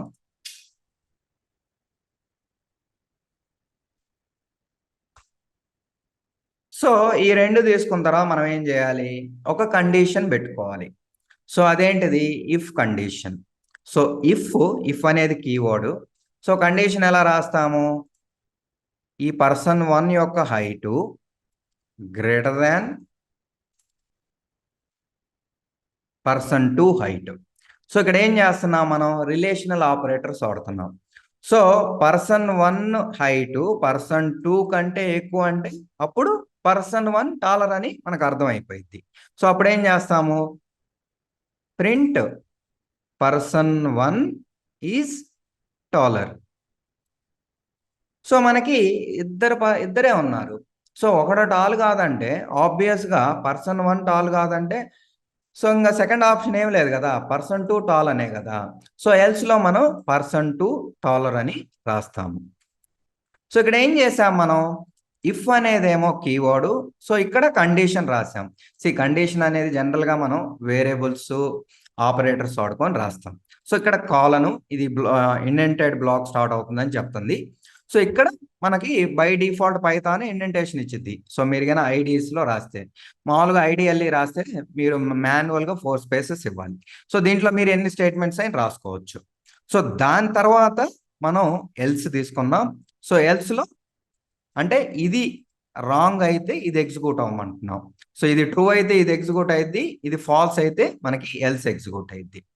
సో దీంతో పాటు మీరు గమనించాల్సిన 2 పాయింట్లు ఏంటంటే, మీరు కావాలనుకుంటే ఎన్ని స్టేట్మెంట్స్ అయినా ఇఫ్లో రాసుకోవచ్చు, ఎల్స్లో రాసుకోవచ్చు. ఓకే. సో దీంతో పాటు ఇది రన్ చేసిన తర్వాత మీకు ఇంకొక 2 పాయింట్స్ ఎక్స్ప్లెయిన్ చేస్తాను, అవి కూడా చాలా ఇంపార్టెంట్. సో ఇప్పుడు మనం ప్రోగ్రామ్ని రన్ చేద్దాం. సో ఇది పర్సన్ 1 యొక్క హైట్ అడుగుతుంది, 12.5 ఇచ్చా. పర్సన్ 2 హైటు 7.8 ఇస్తున్నాను. సో ఇప్పుడు ఎవరో టాలరు, పర్సన్ 1. సో ఈసారి నేనేం చేస్తాను, రివర్స్లో ఇస్తాను. సో పర్సన్ 1 యొక్క హైట్ 4.5 ఇస్తా, 2ది 5.7 ఇస్తా. సో ఇప్పుడు పర్సన్ 2 టాలర్ అని వచ్చింది. సో మనకి బోత్ ఇఫ్ కండిషన్ మీట్ అయింది, అంటే ఇఫ్ బ్లాక్ ఎగ్జిక్యూట్ అయింది, ఎల్స్ ఎగ్జిక్యూట్ అయింది. సో ఇది ట్రూ అయినప్పుడు ఇది ఎగ్జిక్యూట్ అయింది, ఇది ఫాల్స్ అయితే ఇది ఎగ్జిక్యూట్ అయింది. సో ఇలా మనకి రియల్ టైం ఎగ్జాంపుల్ తీసుకొని మనం ఇఫ్ ఎల్స్ రాసాం. సో ఇక్కడ పాయింట్ ఏంటంటే ఇఫ్ కి ఎల్స్ కి మధ్యలో మీరు మధ్యలో స్టేట్మెంట్స్ ఏం రాయలేరు. ఓకే, హాయ్ అని బిట్ రాస్తే మనకి ఎర్రర్ వస్తుంది. So this is against the programming syntax. So syntax error, invalid syntax. So మనకి ఇఫ్ కి ఎల్స్ కి మధ్యలో రాయలేము. సో ఒకవేళ రాయాలనుకుంటే ఇఫ్ ఎల్స్ అయిపోయిన తర్వాత రాసుకోండి. Okay, end of the program. So ఇలా రాసుకోవచ్చు. ఇంకోటి ఏంది, ఇక్కడ గ్రేటర్ దాన్ అని ఉంది కదా, ఈ సింబల్స్ కూడా మనం కరెక్ట్గా ఇవ్వాలి. సో సపోజ్ మీరు పర్సన్ 1 హైటు పర్సన్ 2 హైటు సేమా కాదో చెక్ చేయాలనుకున్నప్పుడు మనం ఏం వాడతాం, ఈక్వల్ టు ఆపరేటర్ వాడతాం. సో ఈక్వల్ టు ఇస్తే వర్క్ అయింది. అదే మీరు సింగిల్ ఈక్వల్ ఇస్తే ఎర్రర్ వస్తుంది. సో ఇదే రన్ చేస్తే మనకి ఎర్రర్ వచ్చింది, syntax error, invalid syntax, maybe you meant equal to or instead of single equal. So మనకి ఎర్రర్ వచ్చినప్పుడు అది సజెషన్ కూడా ఇస్తుంది. సో మీరు సింగిల్ ఈక్వల్ అంటే అసైన్మెంట్, కండిషన్లో మీరు కంపారిజన్ చేయాలి, అంతేగాని అసైన్ చేయలేరు. సో ఆబ్వియస్గా ఇక్కడ అసైన్మెంట్ ఆపరేటర్ వాడలేరు, మీరు డబుల్ ఈక్వల్ కంపారిజన్ ఆపరేటరే వాడగలుగుతారు. సో ఇది ఇఫ్ ఎల్స్ గురించి మీకు రియల్ టైం ఎగ్జాంపుల్తో చేసి చూపించాను. సో మీకు ఒక ప్రోగ్రామ్ ఇస్తున్నాను, అదేంటిదంటే యాక్చువల్గా మీరు ఏం చేస్తారంటే 2 వేరియబుల్స్ తీసుకోండి, ఏ అనేది బి అనేది. ఆ 2 వేరియబుల్స్లో ఏది గ్రేటరో కనుక్కోండి. సో అది ఇఫ్ ఎల్స్ గురించి. సో మీకు ఏమైనా డౌట్స్ ఉంటే కామెంట్ సెక్షన్లో కామెంట్ చేయండి. నెస్టెడ్ ఇఫ్ అంటే ఏంది, one if inside a another if statement. ఒక ఇఫ్ స్టేట్మెంట్ లోపల ఇంకొక ఇఫ్ స్టేట్మెంట్ రాస్తే దాన్నే నెస్టెడ్ ఇఫ్ అంటాం. సో దీనివల్ల యూజ్ ఏంది, సో బేసికల్గా మీరు మల్టిపుల్ క్రైటీరియాస్ని చెక్ చేయడం కోసం నెస్టెడ్ ఇఫ్ వాడతారు. సో ఇక్కడ క్రైటీరియా అంటే కండిషనే. One if inside another if, this is called nested if. So దీన్ని మనం మల్టిపుల్ క్రైటీరియాస్ని చెక్ చేయడం కోసం వాడతాం, మల్టిపుల్ క్రైటీరియాస్. సో క్రైటీరియా అంటే కండిషన్ మనకి. సో మెయిన్ యూజ్ వచ్చేసి మల్టిపుల్ క్రైటీరియాస్ని చెక్ చేయడం కోసం వాడతాం. సో ఇప్పుడు మనం నెస్టెడ్ ఇఫ్ యొక్క సింటాక్స్ చూద్దాం. సో సింటాక్స్ వచ్చేసి మనకి ఎలా ఉంటుందంటే, ఇఫ్ కండిషన్ రాస్తారు, కోలన్ రాస్తారు. సో రాసిన తర్వాత మళ్ళీ మీకు ఇక్కడ ఇండెంటేషన్ ఉంటుంది, 4 స్పేసెస్. దీని లోపల మళ్ళీ మీరు ఇఫ్ కండిషన్ రాస్తారు, కోలన్ రాస్తారు. సో దాని తర్వాత ఇలా మీరు ఎన్ని లెవెల్స్ ఆఫ్ నెస్టెడ్ ఇఫ్ రాసుకోవాలనుకుంటే రాసుకోవచ్చు. సో అట్లీస్ట్ మనకి ఒక ఇఫ్ ఇన్సైడ్ అనదర్ ఇఫ్ ఉంటే దాన్ని నెస్టెడ్ ఇఫ్ అంటాం. మీరు ఎన్ని లెవెల్స్ రావాలన్నా రాసుకోవచ్చు. సో మళ్ళీ ఇక్కడ నెక్స్ట్ రాసేటప్పుడు మీకు ఓవరాల్గా 8 స్పేసెస్ వస్తాయి. సో ఇక్కడ 4 స్పేసెస్, మళ్ళీ దీని లోపల 4 స్పేసెస్ ఇచ్చి రాస్తాము indentation. So if condition, so ఇక్కడ మనకి ఈ 3 కండిషన్స్ ట్రూ అయితే ఓకే, మనం ఒక స్టేట్మెంట్ రాస్తాం, ప్రింట్ సమ్ స్టేట్మెంట్ రాస్తాం. సో ఇది స్టేట్మెంట్ 1, నేను రాసిన ప్రింట్ అనేది స్టేట్మెంట్ 1. సో మీరు కావాలనుకుంటే ఎన్ని స్టేట్మెంట్స్ అయినా రాసుకోవచ్చు. సో బేసికల్గా ఇది నెస్టెడ్ ఇఫ్ యొక్క సింటాక్స్. సో మీకు రియల్ టైం ఎగ్జాంపుల్ చెప్తాను, వినండి. జనరల్గా మీరు యుఎస్లో ఉంటున్నారు. సో యుఎస్లో ఉంటుంటే మీ ఫ్రెండ్ ఇండియా వెళ్తున్నాడు. ఇండియా వెళ్తుంటే మీ కరాచీ బిస్కెట్స్ అంటే చాలా ఇష్టం. సో మీరేం చెప్తారంటే ఇక్కడ, సో అరే నువ్వు హైదరాబాద్ వెళ్తే, మళ్ళీ హైదరాబాద్లో అమీర్పేట వెళ్తే, అమీర్పేటలో ఉన్న కరాచీ బిస్కెట్ షాప్కి వెళ్తే నాకు కరాచీ బిస్కెట్స్ తేమని చెప్తున్నావు. సో ఇక్కడ 3 కండిషన్స్ ఉన్నాయి. సో ఫస్ట్ అతను హైదరాబాద్ వెళ్తే, ఇక్కడికి వెళ్తే తర్వాత కండిషన్ ఏంది, మళ్ళీ అమీర్పేట వెళ్ళాడు అనుకోండి, అమీర్పేట వెళ్తే సో దీని దగ్గర మనకి ఒక కరాచీ షాప్ ఉంది అమీర్పేటలో. ఈ కరాచీ బిస్కెట్స్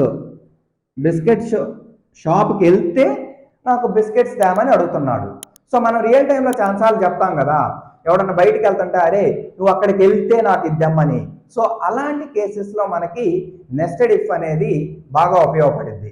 సో ఇండియా వచ్చాడు, హైదరాబాద్ వెళ్ళి దాంట్లో అమీర్పేటకి వెళ్ళి కరాచీ బిస్కెట్ షాప్కి వెళ్తే తెమ్మంటున్నాం. అంటే ఇది ఎలా ఎప్పుడు చెప్తాము, వాళ్ళని ఇబ్బంది పెట్టకుండా ఉండటానికి, అంటే అక్కడికి వెళ్తే లేకపోతే లేదనేది. సో ఇవన్నీ జరిగితే మనకి ఇక్కడ రాసిన స్టేట్మెంట్స్ జరుగుతాయి. సో ఫైనల్గా ఆ కరాచీ షాప్కి, అంటే అమీర్పేటలో హైదరాబాద్లో ఉన్న కరాచీ షాప్కి వెళ్తే అతనికి బిస్కెట్స్ వస్తాయి, లేకపోతే రావు. సో ఇప్పుడు ఏం చేద్దామంటే మనం సేమ్ ఎగ్జాంపుల్ని మనం సిస్టంలో ప్రోగ్రామ్గా రాద్దాం, సో దట్ మీకు క్లియర్గా నెస్టెడ్ ఇఫ్ గురించి అర్థమైంది. ఇప్పుడు మనం బోర్డు మీద ఏదైతే ఎగ్జాంపుల్ డిస్కస్ చేసుకున్నామో దానికి మనం ప్రోగ్రామ్ రాద్దాం. సో మనం నెస్టెడ్ ఇఫ్ మీద వర్క్ చేస్తున్నాం. సో మనం ఏం డిస్కస్ చేసుకున్నాం, అతను యుఎస్లో ఉంటున్నాడు, ఇండియా వస్తున్నాడు. సో ఇండియా వచ్చి హైదరాబాద్ వెళ్ళి, హైదరాబాద్లో ఉన్న అమీర్పేటకి వెళ్ళి దాంట్లో ఉన్న కరాచీ షాప్కి వెళ్తే ఆయన కరాచీ బిస్కెట్స్ తీసుకొని రమ్మన్నాడు. సో అది మన ప్రాబ్లం స్టేట్మెంట్ మనం డిస్కస్ చేసుకుంది. సో దీన్ని మనం ప్రోగ్రామ్గా రాద్దాం. సో నేనేం చేస్తున్నానంటే ఒక ప్రింట్ పెడుతున్నాను, ఇది start of the program. Okay, so దీని తర్వాత మనం వాళ్ళని అడుగుదాం ఆ వెళ్ళే పర్సన్ని. సో మనం ఏం చేద్దామంటే place1 అనే వేరియబుల్ తీసుకొని సో మనం ఇన్పుట్ ఫంక్షన్ తీసుకుందాం. సో ఇన్పుట్ ఫంక్షన్ ద్వారా ఆయన అడుగుదాం. సో ఏమని, if you are going to Hyderabad enter Hyderabad, otherwise enter no అని అడుగుతాం. సో ఆయన దగ్గర నుంచి ఇన్పుట్ తీసుకుంటాం. సో దాన్ని మనం place1 అనే వేరియబుల్లోకి స్టోర్ చేసుకున్నాం. ఇప్పుడు కండిషన్ రాయాలి. సో ఆయన వెళ్ళే ప్లేస్ కింద హైదరాబాద్ అయితే ఫైన్, నెక్స్ట్ స్టెప్ చెక్ చేసుకుంటాం. So if place1 equal to Hyderabad, so Hyderabad వెళ్తే నెక్స్ట్ మనం అడగాలి ఆయన్ని, ఇంకేం అడగాలి, మీరు కన్నా అమీర్పేట వెళ్తే. సో ఇది కూడా మళ్ళీ యూజర్ని ఇన్పుట్గా అడుగుదాం. సో మనం ఇది కాపీ పేస్ట్ చేసుకుందాం. సో ఇక్కడ నేను ఈ వేరియబుల్ని place2 అంటాను. సో place2 వచ్చేసి అమీర్పేట్. సో ఇప్పుడు అమీర్పేట వెళ్తేనేమో అమీర్పేట ఇస్తాడు, లేకపోతే నో అని ఎంటర్ చేస్తాడు. సో యూజర్ దగ్గర ఇన్పుట్ వచ్చింది కదా, ఇప్పుడు మళ్ళీ కండిషన్ చెక్ చేసుకుంటాం. సో ఏమని, place2 ఈక్వల్ టు అమీర్పేట అయితే మళ్ళీ మనం యూజర్ని అడగాలి అమీర్పేటలో ఉన్న కరాచీ షాప్కి వెళ్తున్నాడా లేదనేది. సో ఇప్పుడు ఏం చేద్దాము, మళ్ళీ ఇదే కాపీ పేస్ట్ చేసుకుందాం. సో దీన్ని మనం place3లోకి స్టోర్ చేసుకుందాం. If you are going to Karachi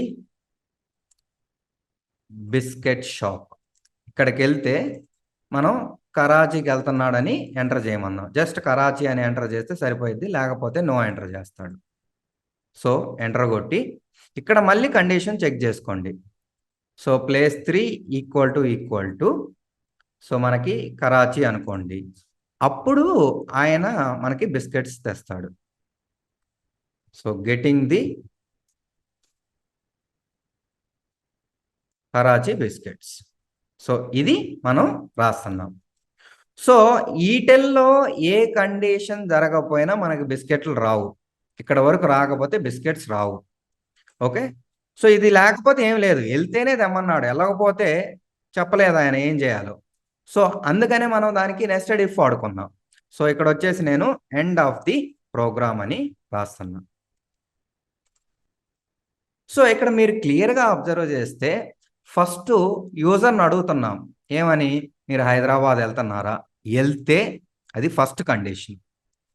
then fine, next మళ్ళీ సెకండ్ అడుగుతున్నావు, హైదరాబాద్ వెళ్ళిన తర్వాత అమీర్పేట వెళ్తున్నావా, వెళ్తే మళ్ళీ నెక్స్ట్ అడుగుతున్నాం యూజర్ని, మీరు కరాచీ బిస్కెట్ షాప్కి వెళ్తున్నారా? వెళ్తే అప్పుడు దాండి. సో మీకిన ఇది ట్రూ అయితే ఇది జరిగిద్ది, మళ్ళీ ఇది ట్రూ అయితే ఇది జరిగిద్ది, మళ్ళీ ఇది ట్రూ అయితే ఇది జరిగిద్ది. సో 3 గిన జరిగితేనే మీకు బిస్కెట్లు వస్తాయి. ఏ ఒక్కటి ఫెయిల్ అయినా, ఫస్ట్లో అది ఫెయిల్ అయినా మీకు బిస్కెట్స్ రావు. సో ఇక్కడ నెస్టెడ్ ఇఫ్ అనేది ఒక యాక్షన్నే చేసిద్ది. అది జరగకపోతే ఏం చేసిద్దో చెప్పట్లా మనం. సో ఇది గిన ఫాల్స్ అయితే డైరెక్ట్గా కంట్రోల్ ఇక్కడికి వచ్చి ఎండ్ ఆఫ్ ది ప్రోగ్రామ్ అని ప్రింట్ చేసిద్ది. సో ఈవెన్ ప్లేస్ 2 ఫాల్స్ అయినా ఇక్కడికే వచ్చింది కర్సర్, ఈవెన్ ప్లేస్ 3 ఫాల్స్ అయినా ఇక్కడికే వచ్చింది. ఒకవేళ అన్ని ట్రూ అయినా ఇది ప్రింట్ అయ్యి మనం ఈ ప్రింట్ అనేది అవుట్ సైడ్ ఇఫ్ పెట్టాం కాబట్టి ఇది ఈ కండిషన్స్ ట్రూ అయినా ఫాల్స్ అయినా ఇది మాత్రం ప్రింట్ అయ్యింది. సో ఇది ఇంకొక పాయింట్ ఏంటంటే మీకు డిఫాల్ట్గా వైట్ స్పేసెస్ వస్తున్నాయి, ఇండెంటేషన్ వస్తుంది. సో ఇక్కడేమో 4 స్పేసెస్ వచ్చినాయి. ఓకే, మళ్ళీ ఇక్కడ చూస్తే 8 స్పేసెస్ ఇదంతా, మళ్ళీ ఇక్కడ చూస్తే మీకు 12 స్పేసెస్ వచ్చినాయి. సో ఇలా మీరు ఎంత నెస్టింగ్ కావాలంటే అంత రాసుకోవచ్చు. సో బేసికల్గా మీరు అర్థం చేసుకోవాల్సింది ఏంటంటే ఇక్కడ సింటాక్స్, ఆ ప్రాబ్లం స్టేట్మెంట్. సో సింటాక్స్ వచ్చేసి ఇలా ఉంటుంది నెస్టింగ్ అనేది. ఇఫ్ రాస్తారు, దాని లోపల మళ్ళీ ఇంకొక ఇఫ్, మళ్ళీ if.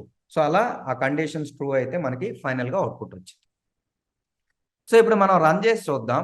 So if you are going to Hyderabad, then I will say enter Hyderabad. So I am going to Amirpet, so I'll say Amirpet. So if I am going to Karachi shop, I'll say Karachi. So ఇవన్నీ జరిగినాయి కాబట్టి మనకి biscuits వస్తున్నాయి. తర్వాత anyway end of the program print అయ్యింది, అది out side the if. ఇప్పుడు ఏం చేస్తానంటే నేను హైదరాబాద్ వెళ్ళట్లేదని చెప్తా, నో అంట. సో ఇప్పుడు మీకు మిగతా స్టేట్మెంట్స్ ఏమి ఇఫ్ లోపలికే వెళ్ళదు, మనకి డైరెక్ట్గా ఎండ్ ఆఫ్ ది ప్రోగ్రామ్ అని వచ్చింది. సో ఇదే ఫాల్స్ అయితే ఇవన్నీ ఎగ్జిక్యూట్ అవ్వవు, ఇంకా మనకి డైరెక్ట్గా ఇక్కడికి వచ్చింది. సో అదే మీరు కన్నా ఫస్ట్ హైదరాబాద్ అని ఇస్తారు, దీని తర్వాత అమీర్పేట కాకుండా నో అని ఇచ్చామనుకో, ఇక్కడ ఈసారి ఏం జరిగిద్ది, మనకి ఎనీవే బిస్కెట్స్ రావు, ఇది ట్రూ ఇక్కడ దాకా వచ్చింది, ఇది ఫాల్స్ అయింది కాబట్టి మళ్ళీ కంట్రోల్ ఎక్కడికి వచ్చింది. సో ఈసారి ఏం చేస్తానంటే హైదరాబాద్ అనే ఇస్తా, నెక్స్ట్ అమీర్పేట ఇస్తా. సో కరాచీ షాప్కి నేను వెళ్ళట్లా, నో ఇస్తున్నా. సో ఇప్పుడు కూడా మీకు బిస్కెట్స్ రావు, బట్ ఇక్కడ వరకు వచ్చింది, ఈ కండిషన్ ఫాల్స్ అయింది కాబట్టి ఇది ఎగ్జిక్యూట్ అవ్వదు. సో ఇఫ్ బయటకు వచ్చేసి మనకి end of the program print అయింది. సో ఇలా మనకి నెస్టెడ్ ఇఫ్ అనేది వర్క్ అయింది. సో మీరేం చేస్తారంటే 3 వేరియబుల్స్ తీసుకొని ఆ 3 వేరియబుల్స్లో ఏ వేరియబుల్ పెద్దదో అది నెస్టెడ్ ఇఫ్ ద్వారా రాయండి. సో మీకు రాసినప్పుడు ఏమైందో తెలుసా, కొన్ని అడ్వాంటేజెస్ డిసడ్వాంటేజెస్ తెలిసిద్ది ఓన్లీ నెస్టెడ్ ఇఫ్ వాడటం వల్ల. ఎల్స్ వాడాలా లేదా కొన్ని తెలుస్తాయి, అవి మీరు జాగ్రత్తగా అబ్జర్వ్ చేయండి. సో అసైన్మెంట్ లింక్ కూడా డిస్క్రిప్షన్లో ఇస్తాను, చూడండి. నెస్టెడ్ ఇఫ్ ఎల్స్ అంటే ఏంది, ఒక ఇఫ్ ఎల్స్ స్టేట్మెంట్ లోపల ఇంకొక ఇఫ్ ఎల్స్ రాస్తే దాన్నే నెస్టెడ్ ఇఫ్ ఎల్స్ స్టేట్మెంట్ అని అంటాం. అంటే one if else inside a another if else is called the nested if else. One if else inside a another if else is called the nested if else అంటాం. So ఇది కూడా మనకి ఎందుకు multiple conditions అనొచ్చు, లేకపోతే criterias. Multiple క్రైటీరియాస్ని కండిషన్ని check చేయడం కోసం nested if else వాడతాం. సో మీకు అప్పుడు డౌట్ రావచ్చు, లాస్ట్ క్లాస్లో కూడా మనం నెస్టెడ్ ఇఫ్ కూడా అదే చెప్పుకున్నాం, ఇప్పుడు కూడా అదే చెప్తున్నారని. మల్టిపుల్ కండిషన్స్ అనేది ఒక డిఫరెన్స్ ఉంది. నెస్టెడ్ ఇఫ్లో ఏం చేశాము, మీరు హైదరాబాద్ వెళ్ళి అమీర్పేట వెళ్ళి కరాచీ బిస్కెట్ షాప్కి వెళ్తే తెమ్మన్నాం. సో ఇక్కడ ఒకే కండిషన్, అన్ని మీట్ అయితేనే జరిగింది. సో ఇక్కడ నెస్టెడ్ ఇఫ్ ఎల్స్లో అలా ఉండదు. సపోజ్ మీరు హైదరాబాద్ వెళ్ళారు, హైదరాబాద్ వెళ్ళి అమీర్పేట వెళ్ళా, అమీర్పేట కాకుండా సికింద్రాబాద్ వెళ్ళారు, అక్కడ కరాచీ బిస్కెట్ షాప్ ఉన్న మీరు తేవచ్చు. అంటే ఇఫ్ దాని లోపల మళ్ళీ ఇంకొక కండిషను ఇఫ్ ఎల్స్ అలా రాస్తాము, ఇదొక వే. ఇంకొకటి ఏంది, మీరు అసలు హైదరాబాదే వెళ్ళా అంటే ఆ ఇఫ్ కండిషనే ఫాల్స్ అయింది. ఇక్కడ ఎల్స్లో మనం రాస్తాము బెంగళూరు వెళ్ళి బెంగళూరులో ఫినిక్స్ మార్కెట్ సిటీకి వెళ్తే అక్కడ కరాచీ షాప్ ఉంది, అక్కడ తెమ్మని రాస్తాము. సో అక్కడైతేనేమో మీరు అనుకున్న కండిషన్స్ జరిగితే అది వస్తుంది, ఒకటే వే ఉంటుంది. ఇక్కడ జరగకపోయినా వేరే ఆప్షన్స్ కూడా అవి ఎల్స్లో రాసుకుంటాం. సో ఇది మెయిన్ డిఫరెన్స్. సో ఇప్పుడు ఏం చేద్దామంటే మనం నెస్టెడ్ ఇఫ్ ఎల్స్ యొక్క సింటాక్స్ చూద్దాం. చూడండి, మనకి సింటాక్స్ వచ్చేసి ఇఫ్, ఇక్కడ కండిషన్ రాస్తారు. సో కండిషన్ రాస్తారు, ఇది కానీ ట్రూ అయితే దీని లోపల మళ్ళీ మీకు ఇఫ్ ఎల్స్ ఉంటుంది. సో మళ్ళీ ఇక్కడ ఇఫ్ కండిషను, సో ఇక్కడ మీకు స్టేట్మెంట్స్ ఉంటాయి. సో మీరు ఎన్ని స్టేట్మెంట్స్ అయినా రాసుకోవచ్చు. ఒకవేళ ఇది జరగలేదనుకోండి, ఇక్కడ ఎల్స్ ఉంటుంది. సో ఎల్స్ ఈ స్టేట్మెంట్స్ జరగాలి. సో ఒకవేళ ఈ కండిషన్ ట్రూ అయితే ఈ ఇఫ్లోకి వచ్చింది, ఇది ట్రూ అయితే ఇక్కడికి వచ్చింది. ఒకవేళ ఇది ఫాల్స్ అయితే ఈ ఎల్స్లోకి వచ్చింది. ఒకవేళ ఇదే ఫాల్స్ అయింది అనుకోండి, మళ్ళీ మనకి ఈ ఇఫ్ ఎల్స్కి సమానంగా, ఈ ఇఫ్కి సమానంగా ఎల్స్ ఉంటుంది. సో దీంట్లో మళ్ళీ రాసుకుంటాం ఇఫ్ కండిషన్ ఇది ట్రూ అయితే ఈ స్టేట్మెంట్స్ ఎగ్జిక్యూట్ అవుతాయి. ఒకవేళ అది ఫాల్స్ అయితే ఎల్స్లో ఉన్న స్టేట్మెంట్స్ ఎగ్జిక్యూట్ అవుతాయి. సో మనకి ఇలా సింటాక్స్ ఉంటుంది. సో ఇది ట్రూ అయితేనేమో లోపలికి వెళ్ళింది, లోపలికి వెళ్ళి ఇది ట్రూ అయితే ఇక్కడ ఎగ్జిక్యూట్ అవుతాయి, లేదా ఎల్స్కి వస్తుంది. ఒకవేళ ఇది ఫాల్స్ అయితే ఈ ఎల్స్లోకి వస్తుంది, మళ్ళీ ఇక్కడ కండిషన్ ఉంటుంది. ఓకే, సో ఈ కండిషన్ని మనం చెక్ చేసుకొని ఇది ట్రూ అయితే ఇక్కడ ఇది ఎగ్జిక్యూట్ అయితే, లేకపోతే ఎల్స్కి వచ్చి ఎల్స్లో ఉన్న స్టేట్మెంట్స్ని ఎగ్జిక్యూట్ చేసింది. సో దీన్నే మనం కావాలనుకుంటే మీరు జనరల్గా ఎల్ఇఫ్గా అయినా రాయొచ్చు, ఎల్ఇఫ్గా అయినా రాయొచ్చు. మీకు ఎల్ఇఫ్ ల్యాడర్ గురించి చెప్పినప్పుడు చెప్తాను. సో మనకి బేసికల్గా నెస్టెడ్ ఇఫ్ ఎల్స్ని ఇలా రాస్తాం. సో యాక్చువల్గా మీరు ఇఫ్ ఎల్ఇఫ్ ల్యాడర్ చూసినప్పుడు ఈ రెండింటిని కంబైన్ చేసి మనం ఎల్ఇఫ్ అయినా పెట్టవచ్చు. సో అది తర్వాత చూద్దాం. బట్ బేసికల్గా అయితే నెస్టెడ్ ఇఫ్ ఎల్స్ సింటాక్స్ ఇలా ఉంటుంది. సో ఇప్పుడు ఏం చేద్దామంటే మనం సిస్టంలో ఒక రియల్ టైం ఎగ్జాంపుల్ తీసుకొని దానికి మనం నెస్టెడ్ ఇఫ్ ఎల్స్ ప్రోగ్రామ్ రాద్దాం. సో ఇప్పుడు మనం ఒక రియల్ టైం ఎగ్జాంపుల్ తీసుకొని దీనికి నెస్టెడ్ ఇఫ్ ఎల్స్ ప్రోగ్రామ్ రాద్దాం. సో రియల్ టైం ఎగ్జాంపుల్ ఏంటంటే మనం ఒక 3 కంట్రీస్ యొక్క పాపులేషన్ యూజర్ని అడుగుదాం. సో వాళ్ళు ఎంటర్ చేస్తారు.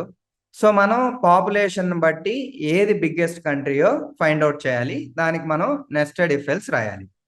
సో ప్రోగ్రామ్ అనేది మనం ఎలా రాయాలి, నెస్టెడ్ ఇఫ్ ఎల్స్ వాడి రాయాలి. సో రాద్దాము. సో ఫస్ట్ ఏం చేద్దాం అంటే స్టార్ట్ ఆఫ్ ద ప్రోగ్రామ్ అని ప్రింట్ చేద్దాం. సో జస్ట్ ఇండికేషన్ కోసం ఇది రాస్తున్నాం. సో దీని తర్వాత మనం యూజర్ని 3 కంట్రీస్ యొక్క పాపులేషన్ అడుగుదాము. సో దానికి ఏం చేస్తామంటే మనం ఇన్పుట్ ఫంక్షన్ తీసుకుందాం. సో ఇప్పుడు ఏం చేస్తామంటే కంట్రీ 1, సో దీని యొక్క పాపులేషన్ అడుగుదాం. సో ఇన్పుట్ ఫంక్షన్ వాడుతున్నా. సో నేను టైప్ చేయకుండా డైరెక్ట్గా కాపీ పేస్ట్ చేస్తున్నా. Enter the population of country 1. So మనకి పాపులేషన్ అనేది నెంబర్స్లో ఉంటుంది కాబట్టి ఇంట్లో కన్వర్ట్ చేద్దాం. సో పాపులేషన్ అనేది ఇంటీజర్, ఫ్లోట్లో అసలు ఉండదు. సో ఇలా మనం 3 కంట్రీస్ యొక్క పాపులేషను యూజర్ని అడుగుదాం. అడిగి దాన్ని బట్టి మనం ఏది పెద్ద కంట్రీయో మనం డిసైడ్ చేద్దాం. సో ఇప్పుడైతే మనం 3 కంట్రీస్ పాపులేషన్ యూజర్ దగ్గర నుంచి తీసుకున్నాం. సో తీసుకున్న తర్వాత దీనికి నెస్టెడ్ ఇఫ్ ఎల్స్ రాయాలి. సో ఎలా రాస్తాం, ఫస్ట్ అయితే ఇఫ్ పెట్టాలి. If country 1 greater than country 2. So country 1 యొక్క పాపులేషను కంట్రీ 2 కంటే పెద్దదైతే అప్పుడు కంట్రీ 1 పెద్దది అనేది అర్థమైపోయింది, కంట్రీ 2 పెద్దది కాదు. సో ఇప్పుడు మన కాంపిటీషన్ దేని మధ్య మిగిలింది, కంట్రీ 1 కంట్రీ 3 మధ్య ఉంది. సో అప్పుడు ఏం చేస్తాం, దీని లోపల ఇంకొక ఇఫ్ రాయాలి. If country 1 population greater than country 3. So ఈ 2 కండిషన్స్ మీట్ అయితే మనకి కంట్రీ 1 అనేది బిగ్గెస్ట్ కంట్రీ, అవునా కాదా? సో ఫస్ట్ మనం ఏం చేస్తున్నాం, కంట్రీ 1 అనేది కంట్రీ 2 కంటే పెద్దది అయితే, ఇదైతే మనం మిగిలింది కంట్రీ 3తో చెక్ చేస్తున్నాం. దాంతకంటే కూడా అంటే కంట్రీ 1 పాపులేషన్ అనేది కంట్రీ 3 కంటే పెద్దదైతే అది బిగ్గెస్ట్ కంట్రీ. సో దాన్ని మనం ప్రింట్ చేస్తున్నాం. సో నేనేం చేస్తున్నానంటే ఆ మెసేజ్ని కాపీ పేస్ట్ చేస్తున్నా టైప్ చేయకుండా. ఓకే, సో ఇంతవరకు అయిపోయింది. నెక్స్ట్ ఏంది, మనం ఇది కాలేదు అనుకో, కంట్రీ 3 కంటే కంట్రీ 1 పెద్దది కాలేదు అంటే ఎల్స్కి వస్తాం. సో ఇప్పటి వరకు మనం ఏం చూసాం, కంట్రీ 1 కంటే కంట్రీ 2 పెద్దది కాదు, అందుకే ఎడదాకా వచ్చాం. సో అంటే మనకేం తెలుస్తుంది, కంట్రీ 1 అనేది పెద్దది. సో మిగిలిన కాంపిటీషన్ కంట్రీ 1 కంట్రీ 3కి ఉంది. సో ఇప్పుడు కంట్రీ 3 పెద్దది కాబట్టి కంట్రీ 1 పెద్దదని రాసాము. సో ఎల్స్లో ఏం జరిగిద్ది, మనం డైరెక్ట్గా కంట్రీ 3 పెద్దదని రాయొచ్చు. ఎలా అనేది కూడా మీకు అర్థమయ్యేలా చెప్తాను. సో ఎందుకంటే సో మీరు ఇక్కడ దాకా వచ్చారు కాబట్టి కంట్రీ 1 పెద్దది అంటే కంట్రీ 2 ఆల్రెడీ చిన్నదని అర్థమైపోయింది. మిగతా కాంపిటీషన్ ఈ రెండింటి మధ్య ఉంది. ఈ రెంటిల్లో కూడా కంట్రీ 1 పెద్దది కాదంటే కంట్రీ 3 పెద్దది. మళ్ళీ మీరు 2తో చెక్ చేయాల్సిన పని లేదు, అనవసరం. ఎందుకంటే కంట్రీ 1 అనేది 2 కంటే పెద్దది కాబట్టి ఇక్కడ దాకా వచ్చాం. సో అది మీరు గుర్తుపెట్టుకోవాల్సింది. సో నెక్స్ట్ ఏం చేస్తాము, ఇది ఒక వే. ఓకే, ఒకవేళ ఎల్స్ ఇక్కడ మనకి కంట్రీ 1 పెద్దది కాదనుకోండి. సో ఈ కండిషన్లో మనకి కంట్రీ 1 పెద్దది కాకపోతే ఇక్కడికి వస్తాం. సో మిగిలింది ఎవరి మధ్య కాంపిటీషన్, ఓన్లీ 2, 3. 1 పెద్దది కాదని అర్థమైపోయింది, ఇంకా మళ్ళీ మీరు చెక్ చేయాల్సిన పని లేదు. ఇప్పుడు కంట్రీ 2కి 3కి మధ్య కాంపిటీషన్ ఉంది, అదే మనం చెక్ చేయాలి. సో ఇక్కడ మిగిలిపోయింది 2, 3. సో 2 అనేది పెద్దదైతే ఆబ్వియస్గా మనం కంట్రీ 2 అనేది బిగ్గెస్ట్ కంట్రీ రాస్తాం, కంట్రీ 2. సో ఇది కాలేదు అంటే ఆబ్వియస్గా మిగిలింది ఏంటిది, కంట్రీ 3 పెద్దది. సో అది రాస్తే సరిపోయింది. ఆల్రెడీ 1 కంటే అది పెద్దది కాబట్టే ఇక్కడ దాకా వచ్చాం. సో మిగిలిన కాంపిటీషన్ 2కి 3కి. సో 2 పెద్దదైతే ఫైన్, 2 పెద్దది కావాలంటే 3, మళ్ళీ 3 వెళ్ళి 1తో చెక్ చేయాల్సిన పని లేదు. So print end of the program అని రాద్దాం.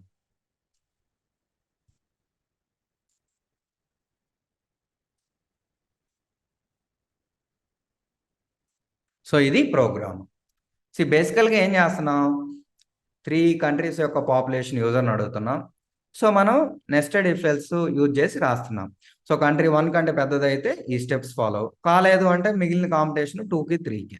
ఓకే, సో ఇలా మీరు రాయొచ్చు. సో ఇప్పుడు రన్ చేసి చూద్దాం, మనకి ఈజీగా అర్థమైపోయింది. సో కంట్రీ 1 పాపులేషన్ 100 ఇచ్చా, 2ది 200 ఇచ్చా, 3ది 333 ఇచ్చా. సో ఇప్పుడు ఏది పెద్దది, 3 పెద్దది. సో అందుకే మనకి కంట్రీ 3 ఈజ్ బిగ్గెస్ట్ అని ఉంది. సో ఈసారి ఏం చేస్తానంటే ఇక్కడ 20 ఇస్తున్నా, 2దేమో 323 ఇస్తున్నా, 3దేమో 123 ఇస్తున్నా. సో ఇప్పుడు 2 పెద్దది కాబట్టి మనకి 2 వచ్చింది. సో నెక్స్ట్ ఈసారి 1 పెద్దదయ్యేటట్టు ఇస్తాను. సో ఇది 99 ఇస్తా, ఇది 89 ఇస్తా. సో 1 అనే కంట్రీ బిగ్గెస్ట్. సో మనకి లాజిక్ ఏ కంట్రీకైనా ఏ ఆర్డర్లో ఇచ్చినా వర్క్ అవుతుంది. సో ఇలా మనం నెస్టెడ్ ఇఫ్ ఎల్స్ వాడి ఈ ప్రోగ్రామ్స్ రాసుకోవచ్చు. సో యాక్చువల్గా నీకు ఇందాక బోర్డు మీద చెప్పినట్టే ఈ రెండింటిని ఎల్ఇఫ్గా మనం ఇఫ్ ఎల్ఇఫ్ లాడర్ చెప్పినప్పుడు అప్పుడు కంబైన్ చేసి రాసుకోవచ్చు. మళ్ళీ ఇక్కడ ఒక లైన్లో ఎల్స్ నెక్స్ట్ లైన్లో ఇఫ్ రాయాల్సిన పని లేదు. ఈ రెండింటిని నేను ఎల్ఇఫ్గా రాసుకోవచ్చు. సో ఇది నెస్టెడ్ ఇఫ్ ఎల్స్ గురించి మీకు రియల్ టైం ఎగ్జాంపుల్ తీసుకొని చెప్పాను. సో మీరు ఏం చేస్తారంటే అసైన్మెంట్గా ఇదే ప్రోగ్రామ్ తీసుకోండి, 3 కంట్రీస్ బదులు 4 కంట్రీస్ తీసుకోండి. సో 4 కంట్రీస్ పాపులేషన్ తీసుకొని ఏది బిగ్గెస్టో నెస్టెడ్ ఇఫ్ ఎల్స్ ద్వారా రాయండి. సో నేను ఆల్రెడీ 3 రాశాను, 4 ఈజీగానే ఉంటుంది, ట్రై చేయండి. ఇఫ్ ఎల్ఇఫ్ లాడర్ అనేది కూడా ఒక కండిషనల్ స్టేట్మెంట్. సో దీన్ని ఎలా వాడుకోవచ్చు అంటే మీకు మల్టిపుల్ సెట్ ఆఫ్ కండిషన్స్ ఉన్నప్పుడు ఒక సింగిల్ సెట్ ఆఫ్ కండిషన్ని సెలెక్ట్ చేసుకోవడం కోసం మనం ఇఫ్ ఎల్ఇఫ్ లాడర్ని వాడుకోవచ్చు. సో అదర్ వేలో చెప్పాలంటే మీకు మల్టిపుల్ చాయిస్ ఉన్నప్పుడు ఒక చాయిస్ని సెలెక్ట్ చేసుకోవడం కోసం మనం ఇఫ్ ఎల్ఇఫ్ లాడర్ని వాడుకోవచ్చు. సో ఇక్కడ చాయిస్ అనుకోవచ్చు లేదా ఆప్షన్ అనుకోవచ్చు. సో ఇప్పుడు మనం సింటాక్స్ చూద్దాం. సో దీని సింటాక్స్ వచ్చేసి, సో ఫస్ట్ మీరేం రాస్తారంటే ఇఫ్ ఇది కీవర్డ్, సో దీని తర్వాత కండిషన్ రాస్తారు, కండిషన్ రాసి కోలన్ రాస్తారు. సో దాని తర్వాత ఎల్ఇఫ్ రాస్తాం, ఎల్ఇఫ్ మళ్ళీ కండిషన్ రాస్తాం. సో నెక్స్ట్ ఇక్కడ మీకు కండిషన్ రాసిన తర్వాత స్టేట్మెంట్స్ రాసుకుంటాం. మీకు స్టేట్మెంట్స్ ఎన్ని కావాలంటే అన్ని రాసుకోవచ్చు.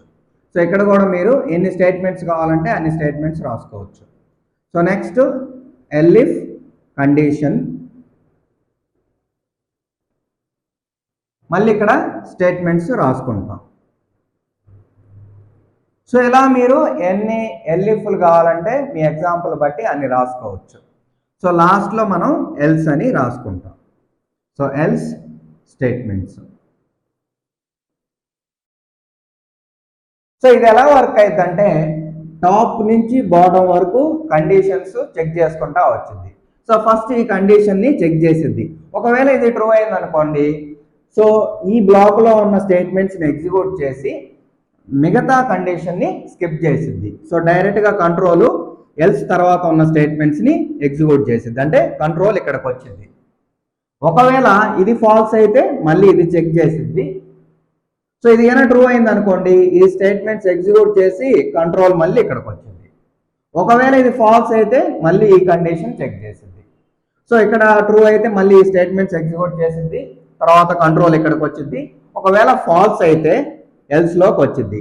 సో ఇక్కడ ఉన్న అన్ని కండిషన్స్ ఫాల్స్ అయితే మనకి ఎల్స్ బ్లాక్లో ఉన్న స్టేట్మెంట్స్ ఎగ్జిక్యూట్ అవుతాయి. సో ఇది ఇలా వర్క్ అయ్యింది. సో ఇక్కడ ఇంపార్టెంట్ పాయింట్ ఏంటంటే ఇక్కడ ఎల్స్ రాయాలా లేదా, ఎల్స్ అనేది ఆప్షనల్. రాస్తే మంచిది యాజ్ ఏ ప్రోగ్రామింగ్ స్టాండర్డ్. మీరు రాయకపోయినా కానీ సింటాక్స్ పరంగా అయితే ఎర్రర్స్ ఏమీ రావు. సో ఇది ఇఫ్ ఎల్ఇఫ్ కండిషన్ గురించి. సో ఇంకొక పాయింట్ ఏంటంటే మీకు ఇక్కడ ఎల్ఇఫ్ చూసినప్పుడు మనం నెస్టెడ్ ఇఫ్ ఎల్స్ చూసాం కదా. సో అప్పుడు మీకు చెప్పా కదా, మీరేం రాసేవాళ్ళు, దీన్నే ఎల్స్ అని ఇక్కడ రాసి దాని కింద ఇఫ్ రాశారు. సో నెస్టెడ్ ఇఫ్ ఎల్స్లో ఏమయ్యేది, మనకి number of lines of code అనేది ఇంక్రీజ్ అయ్యింది. సో మీరు ఈ ఎల్స్ ఇఫ్ని ఎల్ఇఫ్గా ఒక లైన్లో రాసుకోవచ్చు. సో అది అడ్వాంటేజ్. ఇంకోటి ఏంటంటే ఇంపార్టెంట్ పాయింట్, ఇది ఎక్కడ వాడతాము, మీకు మోర్ దాన్ 2 కండిషన్స్ ఉన్నప్పుడు చెక్ చేసుకోవడానికి మనకి ఇఫ్ ఎల్ఇఫ్ లాడర్ అనేది బాగా ఉపయోగపడింది.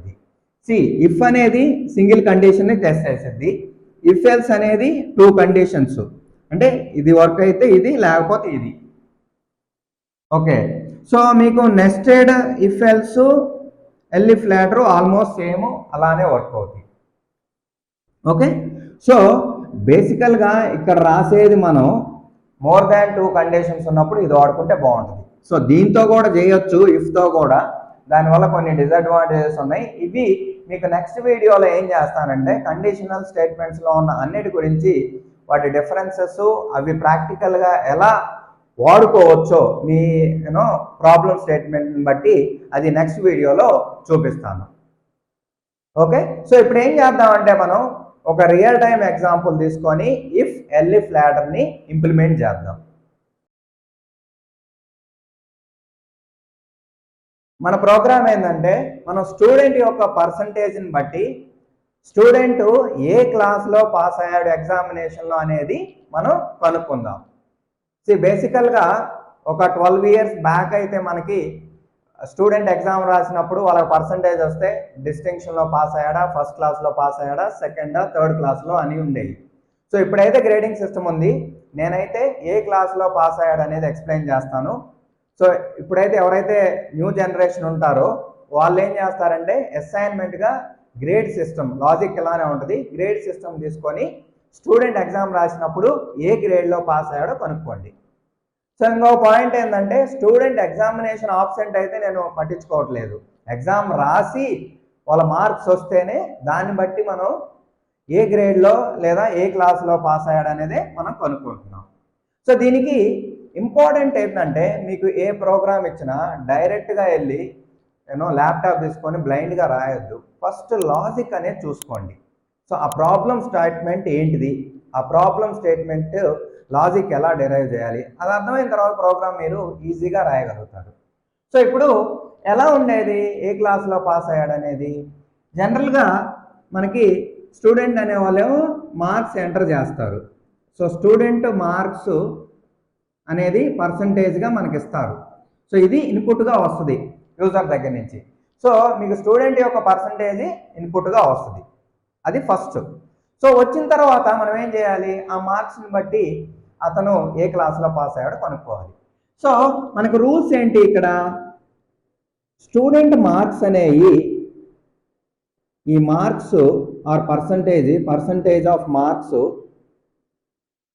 Greater than or equal to 70, less than or equal to 100. So వీటి మధ్యలో ఉంటే మనం ఏమనేవాళ్ళంటే డిస్టింక్షన్లో పాస్ అయ్యాడు అనేవాళ్ళం, డిస్టింక్షన్.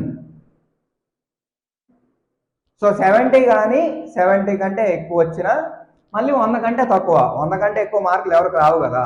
సో ఈ రేంజ్లో ఉంటే మనం డిస్టింక్షన్లో పాస్ అయ్యాడు అని అంటాం.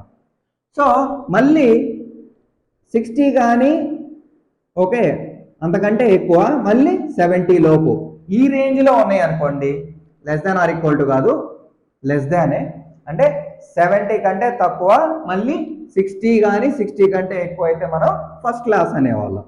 సో ఈ రేంజ్లో ఉంటే ఇక్కడ మనం అండు పెట్టుకుంటాం, తర్వాత ప్రోగ్రామ్ రాసేటప్పుడు ఫస్ట్ మనం లాజిక్ చూసుకుంటున్నాం. సో దాని తర్వాత ఏంది, 50 కంటే ఎక్కువ, మళ్ళీ 60 కంటే తక్కువ అయితే మనం సెకండ్ క్లాస్ అనేవాళ్ళం, సెకండ్ క్లాస్లో పాస్ అయ్యాడు అంటాం.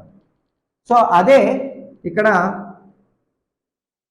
35 కంటే ఎక్కువ, అంటే 35 కంటే ఎక్కువ, మళ్ళీ 50 కంటే తక్కువ అయితే థర్డ్ క్లాస్లో పాస్ అయ్యాడని అంటాం.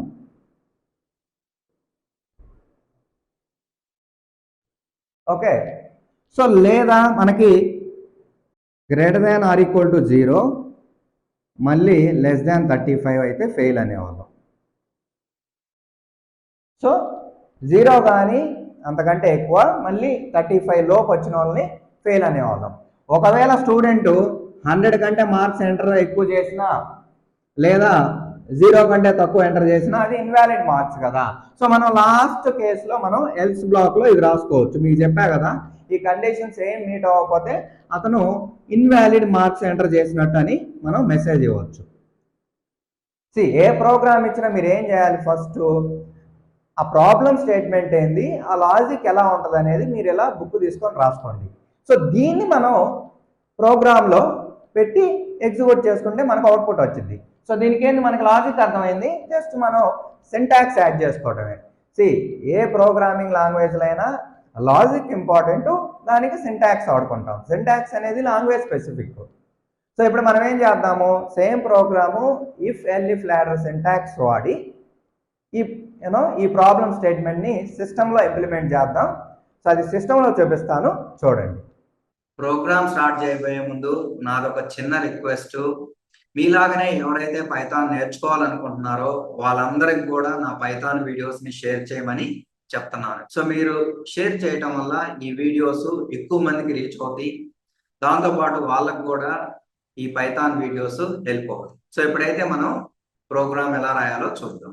సో బోర్డు మీద ఏదైతే డిస్కస్ చేసుకున్నామో దాని ప్రోగ్రామ్గా రాద్దాం.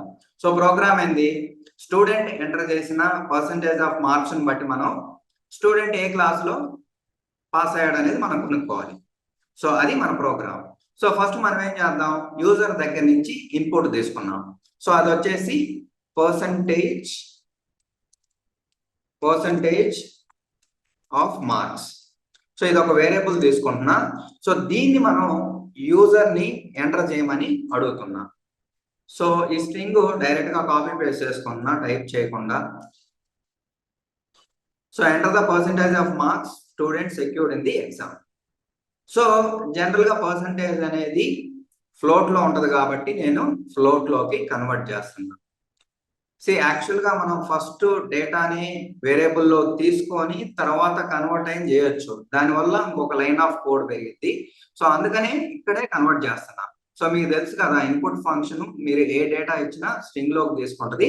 సో మనం మాత్రం దాన్ని రిక్వైర్డ్ డేటా ఫార్మాట్లోకి కన్వర్ట్ చేసుకోవాలి. సో పర్సంటేజ్ ఆఫ్ మార్క్స్ అనేది జనరల్గా ఫ్లోట్లో ఉంటుంది కాబట్టి నేను ఫ్లోట్లో కన్వర్ట్ చేస్తున్నాను. సో మీకు already if elif ladder syntax చెప్పా కదా. సో ఫస్ట్ ఇఫ్ దీని condition. So condition already board మీద చూసాం. ఏంటది? Percentage of marks greater than or equal to 70 and percentage of marks less than or equal to 100. 70 అంతకంటే ఎక్కువ, మళ్ళీ 100 కానీ 100 లోపు కానీ వస్తే వాళ్ళు డిస్టింక్షన్ లో పాస్ అయినట్టు. సో ఆ మెసేజ్ నేను కాపీ పేస్ట్ చేస్తున్నాను. So student has passed in the distinction. So next ఏంది? ఇఫ్ తర్వాత మనకి ఎల్ఇఫ్ వచ్చింది. సో మీరు ఎల్ఇఫ్ లో ఎన్ని అయినా రాసుకోవచ్చు. సో మీ ప్రాబ్లమ్ స్టేట్మెంట్ బట్టి ఎన్ని కండిషన్స్ ఉంటే అన్ని రాసుకోవచ్చు. సో నేను ఇది డైరెక్ట్ గా కాపీ పేస్ట్ చేస్తున్నా, టాప్ టైప్ చేయకుండా. సో ఇక్కడ ఏంది నెక్స్ట్? మనం ఆల్రెడీ డిస్కస్ చేసుకున్నాం కదా. ఫస్ట్ క్లాస్ అయితే 60 కానీ అంతకంటే ఎక్కువ, బట్ 70 కంటే తక్కువ అయితే వాళ్ళు ఫస్ట్ క్లాస్ లో పాస్ అయినట్టు. So passed in the first class. So next condition ఏంది? Second class. సో దీని క్రైటీరియా వచ్చేసి ఏంటిది? 50 కానీ అంతకంటే ఎక్కువ, బట్ 60 కంటే తక్కువ అయితే వాళ్ళు సెకండ్ క్లాస్ లో పాస్ అయినట్టు. సో నెక్స్ట్ కండిషన్ ఏంది? Third class. So third class condition ఏంది? 35 కానీ అంతకంటే ఎక్కువ లేదా 50 కంటే తక్కువ అయితే వాళ్ళు థర్డ్ క్లాస్ లో పాస్ అయినట్టు. సో ఇంకో కండిషన్ ఏంటిది? 0 కంటే ఎక్కువ, బట్ 35 కంటే తక్కువ. సో అప్పుడు వాళ్ళు ఎగ్జామ్ లో ఫెయిల్ అయినట్టు. సో మనం he has failed in the exam అని ఇస్తాం. సో లాస్ట్ ఎల్స్ కండిషన్ వచ్చేసి ఏంటిది? సో యూజర్ కినా 0 కంటే తక్కువ మార్క్స్ కానీ 100 కంటే ఎక్కువ ఎంటర్ చేస్తే ఇన్వాలిడ్ మార్క్స్ కదా. సో దాన్నే మనం ప్రింట్ చేద్దాం. సో లాస్ట్ కండిషన్ గా తీసుకొని దాన్ని ప్రింట్ చేద్దాం. So student has entered the incorrect marks, please enter the correct marks. So ఇవి కండిషన్స్. లాస్ట్ లో జస్ట్ నేను ఎండ్ ఆఫ్ ది ప్రోగ్రామ్ అని పెడతాను. మనం బోర్డు మీద ఏదైతే డిస్కస్ చేసుకున్నామో ఆ లాజిక్ ని సింటాక్స్ వాడుకొని మనం ప్రోగ్రామ్ గా రాసాము. బేసికల్ గా ఇఫ్ ఎల్ఇఫ్ లాడర్ అంటే ఇఫ్ ఇక్కడ కండిషన్ ఉంటుంది. సో మీరు ఎన్ని కండిషన్స్ అయినా రాసుకోవచ్చు, అండ్ వాడుకొని కండిషన్స్ ని కంబైన్ చేసుకోవచ్చు. సో దాని తర్వాత మీరు ఎన్ని ఎల్ఇఫ్ లైన్ రాసుకోవచ్చు, లాస్ట్ లో ఎల్స్ రాసుకోవచ్చు. ఎల్స్ అనేది మ్యాండేటరీ కాదు మీకు చెప్పినట్టు. ఓకే, సో ఇప్పుడు మనం ప్రోగ్రామ్ రన్ చేసి చూద్దాం. బట్ దీనిలోపు ఇంకొక వార్నింగ్ చూపిస్తుంది, సింప్లిఫై చైన్డ్ ఎక్స్ప్రెషన్. సో మీకు ఇంతకుముందు అసైన్మెంట్స్ చేసినప్పుడు మీకు ఒక ట్రిక్ చెప్పాను. సో ఇలాంటి కేసెస్ లో మనం షార్ట్ ఫామ్ లో రాసుకోవచ్చు. ఇది చైన్డ్ కంపారిజన్. మీరు చూస్తే ఇది చైన్డ్ కంపారిజన్. సో దీన్ని మీరు ఐడియల్లో చేస్తుంటే క్లిక్ చేస్తే ఆటోమేటిక్ గా అదే చేసింది. సో మీకు ఇది ఎలా చేయాలో కూడా ఆల్రెడీ చెప్పాను. ఇన్ కేస్ ఎవరన్నా చూడకపోతే ఆ వీడియో లింక్ డిస్క్రిప్షన్ బాక్స్ లో ఇస్తాను, చూడండి. సో ఇలా మనం ప్రతి ఎక్స్ప్రెషన్ కూడా సింప్లిఫై చేయొచ్చు. సో ఇది పైథాన్ కున్న ఒక అడ్వాంటేజ్. ఓకే, సో ఇప్పుడు చూడండి మనకి లైన్ ఆఫ్ కోడ్ తగ్గితే చూడటానికి కూడా బాగా నీట్ గా ఉంది. సో ఇప్పుడు మనం ప్రోగ్రామ్ రన్ చేసి చూద్దాం.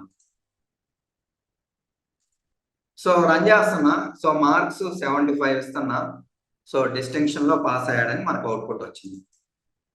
ఇప్పుడు ఏం చేస్తున్నానంటే మార్క్స్ 61 ఇస్తున్నా, ఫస్ట్ క్లాస్ లో పాస్ అయ్యాడని మనకు వచ్చింది. సో మార్క్స్ 52 ఇస్తున్నా, సెకండ్ క్లాస్ లో పాస్ అయ్యాడని వచ్చింది. సో మార్క్స్ 37 ఇస్తున్నా, థర్డ్ క్లాస్ లో పాస్ అయ్యాడని అవుట్పుట్ వచ్చింది. సో ఈసారి ఏం చేస్తున్నానంటే మార్క్స్ 11 ఇస్తున్నా, సో ఎగ్జామ్ లో ఫెయిల్ అయ్యాడని వచ్చింది. సో ఈసారి ఏం చేస్తున్నానంటే 100 కంటే ఎక్కువ ఎంటర్ చేస్తున్నా. మార్క్స్ అనేవి 100 మ్యాక్స్ ఉంటాయి, అంతకంటే ఎక్కువ వచ్చినాయి అంటే అవి invalid marks. Student has entered the incorrect marks, so you should re-enter again అని మనం చెప్తున్నాం. సో ఈవెన్ 0 కంటే తక్కువ ఎవరికి రావు, 0 అన్న వస్తుంది. మైనస్లో రావు కదా. సో -5 అని ఇస్తే మనకి దానికి కూడా ఇన్వాలిడ్ మార్క్స్ అని మెసేజ్ వస్తుంది. సో ఇలా మనకి ఇఫ్ ఎల్ఇఫ్ లాడర్ వాడుకొని స్టూడెంట్ ఏ క్లాస్ లో పాస్ అయ్యాడు ఎగ్జామ్ లో అనేది కనుక్కోవచ్చు. సో మీరైతే ఏం చేయాలంటే ఇప్పుడు ఇదే ప్రోగ్రామ్ ని కరెంట్ గ్రేడింగ్ సిస్టమ్ ఉంది కదా ఇండియాలో. సో మీకు కనుక గ్రేడింగ్ సిస్టమ్ తెలియకపోతే వికీపీడియాలో వెళ్ళి ఎత్తుకుంటే ఉంటది, గూగుల్లో సెర్చ్ చేస్తే. ఆ గ్రేడింగ్ సిస్టమ్ ప్రకారం మీరు ఇఫ్ ఎల్ఇఫ్ లాడర్ వాడి ప్రోగ్రామ్ రాయండి. సో ఏమైనా డౌట్స్ ఉంటే కామెంట్ సెక్షన్ లో కామెంట్ చేయండి, నేను వీలైనంత త్వరగా రిప్లై ఇస్తాను. జనరల్ మీనింగ్ ఆఫ్ లూప్ ఏంటి? So it is going to repeat the same thing again and again. అంటే ఒకే పని రిపీటెడ్గా చేయటాన్ని మనం లూప్ అంటాం. సో అదే పైథాన్లో లూప్ అంటే, so it is a control statement going to run the set of statements లేదా మనం block of code repeatedly until a particular condition is met or specified number of times. అంటే loop అంటే so మనం ఒక black of కోడ్ని లేదా set of స్టేట్మెంట్స్ని రిపీటెడ్గా run చేస్తాం. So until particular condition meet అయ్యేంత వరకు, లేదా మీరు స్పెసిఫైడ్ నెంబర్ ఆఫ్ టైమ్స్ మీరు స్పెసిఫై చేయొచ్చు ఎన్నిసార్లు రన్ చేయాలని, అలా వర్క్ అయింది. సో ఇది పైథాన్లో లూప్ అంటే. సో మనకి లూప్ వల్ల యూజ్ ఏంటి? సో మనం లాస్ట్ వీడియోస్లో స్టూడెంట్ ఎగ్జామ్ రాసినప్పుడు వచ్చిన మార్క్స్కి మనం గ్రేడ్ కనుక్కున్నాం. సో ఒక స్టూడెంట్కి అయితే ఎలా రాసాము మనం, ఇఫ్ కండిషన్ వాడి ఒక 15 లైన్స్ ఆఫ్ కోడ్ రాసాము. సో దాని ద్వారా మనం ఆ స్టూడెంట్ యొక్క గ్రేడ్ కనుక్కోగలిగాం. సో అదే మన క్లాస్లో 10 స్టూడెంట్స్ ఉన్నారనుకోండి, 10 స్టూడెంట్స్ యొక్క గ్రేడ్ కనుక్కోవాలంటే ఏం చేయాలి? సో మనం ఒక స్టూడెంట్ ఉంటే 15 లైన్స్ ఆఫ్ కోడ్ రాసాం కదా.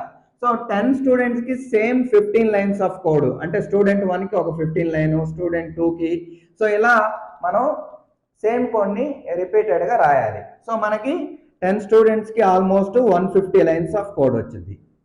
సో సపోజ్ మనకి 100 స్టూడెంట్స్ లేదా 1000 స్టూడెంట్స్ ఉన్నారనుకోండి, సో మనకి 15,000 లైన్స్ ఆఫ్ కోడ్ అలా వచ్చింది. సో ఇక్కడ ప్రాబ్లం ఏంటి? సో ప్రోగ్రామరు కోడ్ రాయడానికి ఎఫర్ట్ చాలా ఎక్కువైంది, కంప్యూటర్ మెమరీ యొక్క స్పేస్ కూడా ఆక్యుపై చేసిద్ది, మేనేజ్ చేయటం కూడా కష్టం. సో ఇవన్నీ కూడా మనకి డిసడ్వాంటేజెస్ నార్మల్గా ట్రెడిషనల్ మెథడ్లో చేస్తే. సో అదే కనుక మీరు లూప్ వాడారనుకోండి, సో ఇలాంటి రిపీటెడ్ టాస్క్ని మనం same number of lines of కోడ్లో రాయొచ్చు. సో ఇక్కడ మనం 15 లైన్స్ ఆఫ్ కోడ్ రాసాం కదా ఒక స్టూడెంట్కి. సో మనం కన్నా ఇంకొక 2-3 లైన్స్ ఆఫ్ కోడ్ ఎక్స్ట్రా రాస్తే లూప్ వాడి, సో అది ఎన్ని స్టూడెంట్స్ అంటే 1000కైనా 10,000కైనా సేమ్ కోడ్ వర్క్ అయింది. సో మనకి ఎంత కావాలంటే అంత నెంబర్ పెట్టుకోవటమే. సో ఇది లూప్ వల్ల అడ్వాంటేజ్. సో దీనివల్ల మనకి ఏమవుతుంది, number of lines of code అనేది రెడ్యూస్ అవుతుంది. సో మనకి రిపీటెడ్ టాస్క్లు ఉన్నప్పుడు మనం లూప్స్ వాడుకోవచ్చు, దానివల్ల బాగా యూజ్ అయింది, number of lines of code అనేది కూడా బాగా తగ్గింది. సో ఇప్పుడు మీకు ఇంకొన్ని డీటెయిల్స్ ఇస్తాను, అవి కూడా వినండి. మనం సింగిల్ వాల్యూ స్టోర్ చేసుకోవడానికి పైథాన్ నెంబర్స్ వాడాం. సపోజ్ నేను ఇంటీజర్కి అయితే a=5, ఫ్లోట్కి అయితే b=5.6 అని వాడాం. సో అదే నాకు మోర్ దాన్ 1 వాల్యూని స్టోర్ చేసుకోవాలంటే మనం యాక్చువల్గా కలెక్షన్స్లో లిస్ట్ టప్లో వాడాం. సో ఎందుకు వాడామో మీకు తెలుసు. సో మీకు number of lines of code అనేది తగ్గిద్ది, ఈజీగా మేనేజ్ చేయొచ్చు. సో ఇక్కడ కూడా చేయొచ్చు. సో నేను 5 వాల్యూస్ కావాలంటే a5, b6, c7, d8, e9 అని రాయొచ్చు. So number of lines of code memory కూడా ఎక్కువ తీసుకుంటుంది, మనకి మేనేజ్ చేయడం కూడా కష్టమైంది. సో ఇది మీకు ఇక్కడ కనెక్షను. సో అదే మనం లూప్స్కి వెళ్ళేటప్పుడు కూడా మీకు ఒక స్టూడెంట్ ఉన్నాడు అనుకోండి, వాళ్ళ స్టూడెంట్ యొక్క గ్రేడ్ కనుక్కోవడానికి మనం ట్రెడిషనల్ మెథడ్లో 15 లైన్స్ ఆఫ్ కోడ్ రాసాం. అంటే ఇక్కడ ఉన్న సింగిల్ వాల్యూ కనుక్కోవాలంటే మనం 15 లైన్స్ ఆఫ్ కోడ్ రాసాము.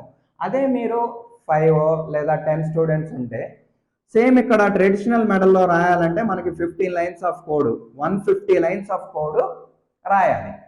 సో అదే కనుక మనం లూప్స్కి వెళ్ళామనుకోండి, ఫర్ వైల్ లూప్ వాడామనుకోండి, సేమ్ ఈ 15 లైన్స్ ఆఫ్ కోడ్తో పాటు ఒక 3 లైన్స్ ఫర్ లూప్కో వైల్ లూప్కో యాడ్ చేసుకుంటే మనం 10 స్టూడెంట్స్ కానీ 100కి కానీ ఈజీగా మనం రాసేయచ్చు. సో ఇది కనెక్షన్. ఇక్కడ ఎలా అయితే మనం సింగిల్ వాల్యూ నుంచి మోర్ దాన్ 1 వాల్యూకి ఇటు వెళ్ళామో, అంటే కలెక్షన్స్కి వెళ్ళామో, సిమిలర్గా మనం ఒక స్టూడెంట్ కనుక్కోవాలనుకున్నప్పుడు నార్మల్ ట్రెడిషనల్ మెథడ్లో ఇఫ్ కండిషన్ వాడు రాసాం కదా. సో మనకి మోర్ దాన్ 1 స్టూడెంట్ 10 కానీ 100 కానీ కనుక్కునేటప్పుడు మనం లూప్స్ వాడితే మనకి చాలా టైం సేవ్ అయ్యిద్ది, మెమరీ సేవ్ అయ్యిద్ది, మేనేజ్ చేయడం కూడా ఈజీగా ఉంటుంది. సో మీకు sequential statements, control statements example చెప్పా కదా డిఫరెన్స్ల గురించి. మీకు స్టార్టింగ్లో చెప్పినప్పుడు మనం కార్ క్లీన్ చేసేటప్పుడు ఒక కార్ అయితే ఫైన్, అదే మనకి అపార్ట్మెంట్లో 10 కార్స్ 5 కార్స్ ఉంటే మనం లూప్ వాడాం. సో దానివల్ల మీకు టైం సేవ్ అయింది, number of lines of code మళ్ళీ రిపీటెడ్గా రాయాల్సిన అవసరం ఉండదు. సో ఇది బేసికల్గా కనెక్షన్. సో ఇప్పుడు మనం ఏం చేద్దామంటే కొన్ని రియల్ టైం ఎగ్జాంపుల్స్ చూద్దాం లూప్స్ మీద. రియల్ టైం ఎగ్జాంపుల్స్ వచ్చేసి ఒకటేమో grade of the student. So మనం ఒక 10 స్టూడెంట్స్ ఒక గ్రేడ్ కనుక్కోవాలంటే మనం లూప్కి వెళ్ళాలి. సెకండ్ది వచ్చేసి మీకు సపోజ్ ఒక సాంగ్ లైక్ నాట్ సాంగ్ బాగా ఇష్టం అనుకోండి. సో దాన్ని మీరు రిపీటెడ్గా వినాలనుకోండి 5 టైమ్స్ 10 టైమ్స్, మీరు అప్పుడు లూప్ వాడుకోవచ్చు. సో ఇంకొక రియల్ టైం ఎగ్జాంపుల్ ఏంటంటే మీరు జనరల్గా మొబైల్ వాడుతుంటారు. సో దానికి సెక్యూరిటీ కోసం అని లాక్ ప్యాటర్న్ పెట్టుకుంటారు. సో దాన్ని అన్లాక్ చేసే క్రమంలో మీరు ఫస్ట్ టైమే ప్యాటర్న్ కరెక్ట్గా ఇస్తే అన్లాక్ అయిపోయింది. సో అదే మీరు 5 టైమ్స్ కంటిన్యూస్గా లాక్ ప్యాటర్న్ రాంగ్ ఇస్తే లాక్ అయిపోయింది. You have to wait for 30 seconds. So ఇలా అది లూప్లోనే రాశారు, లూప్ కాన్సెప్ట్ వాడే రాశారు. సో అది ఎలా వర్క్ అయ్యిందంటే, సో మీరు ఫస్ట్ ఏదో వైల్ లూప్ తీసుకొని సో 5 టైమ్స్ ట్రై చేయొచ్చు. సో మీరు కనుక కరెక్ట్గా ఎంటర్ చేస్తేనేమో బ్రేక్ చేయొచ్చు, లేకపోతే 5 టైమ్స్ అదే రిపీట్ అయ్యి మనకి 5 అయినప్పుడు మనం ఏం చేస్తామంటే ఒక టైం డాట్ స్లీప్ పెట్టుకొని వెయిట్ చేయమంటాం. వెయిట్ చేసి మళ్ళీ ఐని 1గా ఇనిషియలైజ్ చేస్తాం. సో ఇలా మనకి దానికి మొబైల్ లాక్ ప్యాటర్న్ కూడా లూప్ వాడే రాయొచ్చు. సో మీరు ఆ కోడ్ని స్క్రీన్ మీద చూపిస్తున్నాను చూడండి. సో ఎనీవే దీన్ని మనం డీటెయిల్డ్గా తర్వాత కోడ్ రాసి చూద్దాం. సో ఇది మీకు third real time example. So దాంతోపాటు మీకు లిస్ట్ టప్లో ఉందనుకోండి. సో దాంట్లో అన్ని వాల్యూస్ని రిట్రీవ్ చేయాలంటే మనం ఏంది లూప్ ద్వారా ప్రతి వాల్యూని ఐటరేట్ చేసి రిట్రీవ్ చేసుకోవచ్చు. సో దీంతో పాటు మనకి జనరల్గా ప్రోగ్రామింగ్లో ఫైల్స్ వాడతాం. సో ఫైల్లో మీకు ఒక 10 లైన్స్ 20 లైన్స్ ఆఫ్ డేటా ఉందనుకోండి, దాన్ని రీడ్ చేయాలన్నా ప్రాసెస్ చేయాలన్నా మనకి లూప్ యూజ్ అయ్యింది బాగా. సో ప్రతి వర్డ్ని కానీ ప్రతి సెంటెన్స్ని కానీ ఎక్స్ట్రాక్ట్ చేయడానికి లూప్స్ బాగా యూజ్ అవుతాయి. సో ఇవన్నీ కూడా మనకి లూప్స్కి real time examples. So next వచ్చేసి పైథాన్లో మనకి బేసికల్గా 2 టైప్స్ ఆఫ్ లూప్స్ ఉన్నాయి. ఫస్ట్ది వచ్చేసి ఫర్ లూపు, సెకండ్ది వచ్చేసి వైల్ లూపు. ఫర్ లూప్ అంటే ఏంది? For loop is used to iterate over a sequence and execute a block of code repeatedly for each item in a sequence until sequence is exhausted. So దాని meaning ఏంటంటే, so first sequence అంటే more than 1 element ఉన్న ఏ data టైప్నైనా మనం sequence అంటాం.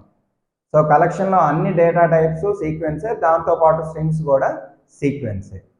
So for loop ఎలా work అయిందంటే, so మనకి ఇది ఫర్ అనుకోండి. సో ఇది ఫర్ అనే కోడ్ అనుకోండి. సో మనకి బ్లాక్ ఆఫ్ కోడ్ అనుకోండి. సపోజ్ మనకి ఇది సీక్వెన్స్ అనుకోండి 1 2 3 4. సో ఈ సీక్వెన్స్ వచ్చేసి ఇక్కడ లిస్ట్. సో ఫర్ లూప్ ఏం చేసిద్దంటే ఈ లిస్ట్ని ఐటరేట్ చేస్తూ ప్రతి ఐటరేషన్లో కూడా ఒక్కొక్క ఎలిమెంట్ని యాక్సెస్ చేస్తూ ప్రతి ఎలిమెంట్కి ఈ బ్లాక్ ఆఫ్ కోడ్ని ఎగ్జిక్యూట్ చేసింది. సో ఫస్ట్ 1కి ఈ బ్లాక్ ఆఫ్ కోడ్ ఎగ్జిక్యూట్ అయ్యింది, మళ్ళీ నెక్స్ట్ 2కి ఈ బ్లాక్ ఆఫ్ కోడ్ ఎగ్జిక్యూట్ అయ్యింది, నెక్స్ట్ 3కి ఈ బ్లాక్ ఆఫ్ కోడ్ ఎగ్జిక్యూట్ అయ్యింది, నెక్స్ట్ 4కి ఈ బ్లాక్ ఆఫ్ కోడ్ ఎగ్జిక్యూట్ అయింది. సో ఇలా మనకి సీక్వెన్స్లో ఉన్న ప్రతి ఎలిమెంట్ కూడా రిపీటెడ్గా ఈ బ్లాక్ ఆఫ్ కోడ్ ఎగ్జిక్యూట్ అయింది. ఎప్పటి వరకు అంటే ఈ సీక్వెన్స్ అనేది ఎగ్జాస్ట్ అయ్యేంత వరకు, అంటే సో ఈ లిస్ట్లో ఉన్న ఎలిమెంట్స్ అన్నీ అయిపోయేంత వరకు కూడా మనకి ఫర్ లూప్ వర్క్ అవుతానే ఉంటుంది. సో ఇలా మనకి ఫర్ లూప్ అనేది వర్క్ అయింది. సో ఇప్పుడు ఏం చేద్దాం అంటే ఫర్ లూప్ యొక్క సింటాక్స్ చూద్దాం. చూడండి, సింటాక్స్ వచ్చేసి ఫర్ అనేదేమో కీవర్డు. సో దీని తర్వాత మనం వేరియబుల్ నేమ్, మీరు ఏ నేమ్ అయినా ఇచ్చుకోవచ్చు. దీని తర్వాత ఇన్ అనేది కీవర్డు, తర్వాత మనం సీక్వెన్స్ రాస్తాం. సీక్వెన్స్ రాసి సో బ్లాక్ ఆఫ్ కోడ్ని మనం కోలన్తో స్టార్ట్ చేస్తాం. సో ఇక్కడ ఇండెంటేషన్ 4 స్పేసెస్ ఇచ్చి మీరు ఫర్ లూప్లో స్టేట్మెంట్స్ రాసుకోవచ్చు. సో ఇది ఫర్ లూప్ యొక్క సింటాక్స్. సో ఫర్ అనేదేమో కీవర్డు, ఇన్ అనేది కీవర్డు. సో ఇక్కడ వేరియబుల్ నేమ్ ఇస్తాము, ఇక్కడ సీక్వెన్స్. సో సీక్వెన్స్ అంటే మనకి మోర్ దాన్ 1 వాల్యూ ఉన్న ఏ డేటా టైప్నైనా సీక్వెన్స్ అంటాం కదా, అది ఇస్తాము. సో మీరు ఇంటీజర్ కానీ ఫ్లోట్ కానీ ఇక్కడ ఇవ్వలేరు, ఇస్తే ఎర్రర్ వస్తుంది. సో ట్రై చేసి చూడండి. సో ఇప్పుడు సపోజ్ నేను ఏం చేస్తానంటే సీక్వెన్స్గా ఇందాక లిస్ట్ తీసుకున్నా కదా, L1 = 1 2 3 4 తీసుకున్నాను అనుకోండి. ఓకే, సో ఇక్కడ ఇది సీక్వెన్స్, అంటే L1 అనేది సీక్వెన్స్. సో వేరియబుల్ నేమ్గా నేను సపోజ్ I అని తీసుకున్నా, మీరు ఏదైనా తీసుకోవచ్చు.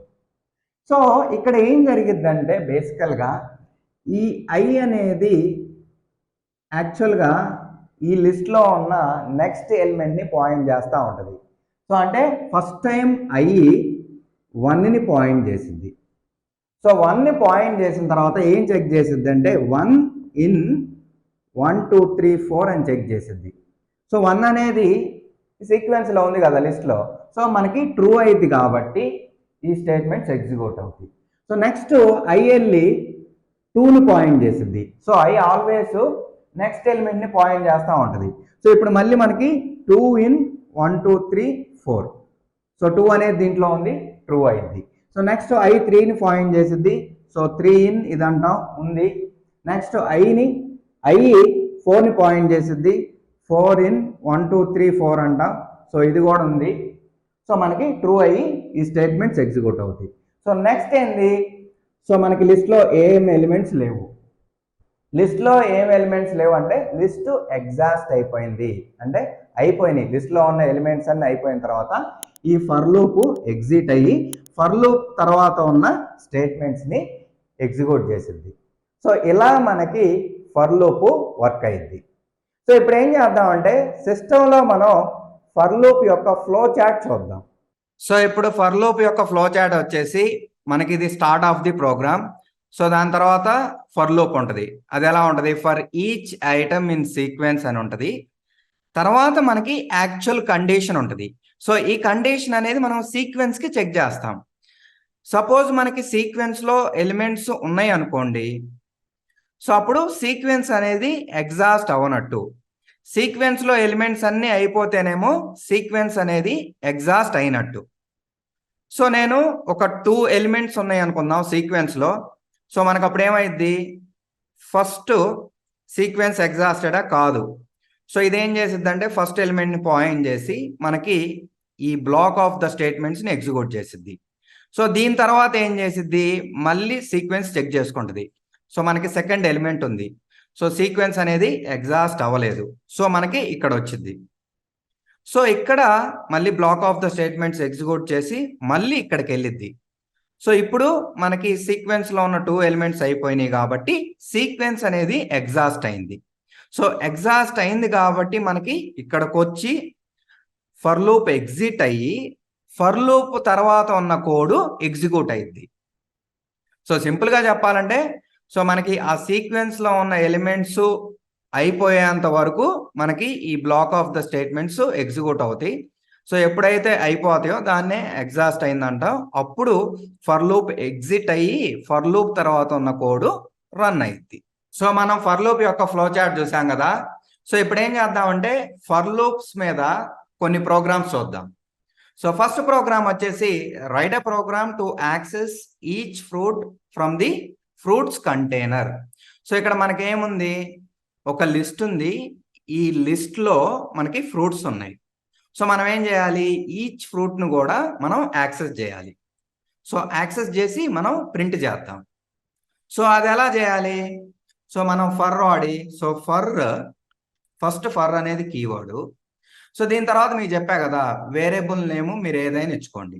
సో ఇక్కడ నేను ఫ్రూట్ అని ఇస్తున్నా, ఎందుకంటే ఈచ్ వన్ అనేది ఒక ఫ్రూట్. ఇన్ అనేది కీవర్డ్. ఇక్కడ మీకు ఫ్రూట్స్ ఇస్తున్నా, ఇక్కడ మనం సీక్వెన్స్ ఇవ్వాలి. సో సీక్వెన్స్ అంటే మోర్ దాన్ వన్ ఎలిమెంట్ ఉంది, లిస్ట్ ఇచ్చాను, కోలన్ ఎంటర్ కొడతాం. సో ఇప్పుడు మనం ఏం చేయాలి, ప్రింట్ చేయాలి. ప్రతిదాన్ని యాక్సెస్ చేసి ప్రింట్ చేస్తాం. సో నేను జస్ట్ ఫ్రూట్ అన్నాను అనుకో, అది యాక్సెస్ అయ్యిద్ది కానీ ప్రింట్ అవ్వదు. మీకు కనిపించాలంటే మనం ప్రింట్ ఫ్రూట్ అంటాం, అప్పుడు కనిపించింది. సో ఇది సింపుల్ ఫర్ లూప్, ఒకటే ఉంది స్టేట్మెంట్. సో మనకి ఫర్ లూప్ అయిపోయిన తర్వాత మళ్ళీ బ్యాక్ వచ్చేసి మీరు ఏమైనా కోడ్ రాసుకోవాలంటే రాసుకోవచ్చు. ఇక్కడ నేను print end of the program అని రాస్తున్నాను. సో ఇప్పుడు ఏం జరిగిద్ది అనుకున్నారు behind the scene. So first time loop run అయినప్పుడు ఈ ఫ్రూట్ అనే వేరియబుల్ ఉంది కదా, సో ఇది యాపిల్ని పాయింట్ చేసిద్ది. సో మనకి యాపిల్ ప్రింట్ అయ్యిద్ది. సో తర్వాత ఈ ఫ్రూట్ అనేది బనానాని పాయింట్ చేసిద్ది, మనకి బనానా అని ప్రింట్ అయ్యిద్ది. సో తర్వాత ఇది ఆరెంజ్ అని పాయింట్ చేసిద్ది, మనకి ఆరెంజ్ అని ప్రింట్ అయ్యిద్ది. సో తర్వాత ఏమైద్ది, ఫర్ లూప్ అనేది ఎగ్జిట్ అయ్యిద్ది, ఎందుకంటే మన సీక్వెన్స్ లో ఉన్న ఐటమ్స్ అన్ని ఎగ్జాస్ట్ అయిపోయినాయి కాబట్టి మనకి ఫర్ లూప్ ఎగ్జిట్ అయ్యి, సో దాని తర్వాత మనకి ఒకటే ఒక స్టేట్మెంట్ ఉంది, ఈ స్టేట్మెంట్ ప్రింట్ అయ్యిద్ది. సో ఇలా మనకి వర్క్ అయ్యిద్ది. సో ఇప్పుడు రన్ చేసి చూద్దాం క్విక్ గా. సో మనకి అవుట్పుట్ వచ్చేసింది చూడండి, యాపిల్, బనానా, ఆరెంజ్. లాస్ట్ లో లూప్ అయిన తర్వాత ఎండ్ ఆఫ్ ది ప్రోగ్రామ్ పెట్టాం కాబట్టి అది కూడా ప్రింట్ అయింది. సో ఇలా మనకి సింపుల్ గా ఈచ్ ఐటమ్ ని మనం యాక్సెస్ చేసుకోవచ్చు. ఇంకొక ఎగ్జాంపుల్ చూద్దాం. సో ఈ ప్రోగ్రామ్ ఏంటంటే write a program to find the sum of the numbers. So మనం ఏం చేయాలి, ఇక్కడ ఉన్న లిస్ట్ లో ఆ ఎలిమెంట్స్ అన్నిటిని యాడ్ చేసి మనం సమ్ కనుక్కోవాలి. సో లిస్ట్ లో ఉన్న ఎలిమెంట్స్ ని యాడ్ చేయాలంటే మనం ఫస్ట్ ఈచ్ వన్ యాక్సెస్ చేయాలి కదా. సో దానికి మళ్ళీ same for keyword, so number అని ఇస్తున్నా. ఈచ్ వన్ అనేది ఒక నెంబరు, ఇన్ నెంబర్స్. సో ఇది సీక్వెన్స్, ఎంటర్ కొట్టి సో ఫస్ట్ మనం యాక్సెస్ చేసుకోవాలి. ఎలా యాక్సెస్ చేస్తాము, జస్ట్ మనం ప్రింట్ కావాలంటే ప్రింట్ ఇస్తాం, లేకపోతే నెంబర్ అంటే మనం యాక్సెస్ అయ్యిద్ది. ఓకే, ఇలా వర్క్ అయ్యింది కదా. సో ఇప్పుడు మనం ఏం చేయాలి, సమ్ ఆఫ్ ది నెంబర్స్ కనుక్కోవాలనుకున్నాం. సో మనం ఒక నెంబర్ వచ్చింది, సో దాన్ని వేరే దాంతో యాడ్ చేయాలి. ఫస్ట్ ఏమో 1 వచ్చింది, తర్వాత 2 వచ్చింది కదా. సో ఈ సమ్ అనేది దేనికో దానికి యాడ్ చేస్తూ ఎక్కడో చాట స్టోర్ చేసుకోవాలి కదా. సో దానికోసం అని మనం ఒక వేరియబుల్ అవసరం అయింది. మస్ట్ అండ్ షుడ్ మీకు వేరియబుల్ కావాలి, ఎందుకంటే మనం సమ్ అనే వాల్యూని స్టోర్ చేసుకోవాలి. సో నేను సమ్ వాల్యూ అనే వేరియబుల్ తీసుకొని దీన్ని జీరోకి అసైన్ చేస్తున్నాను.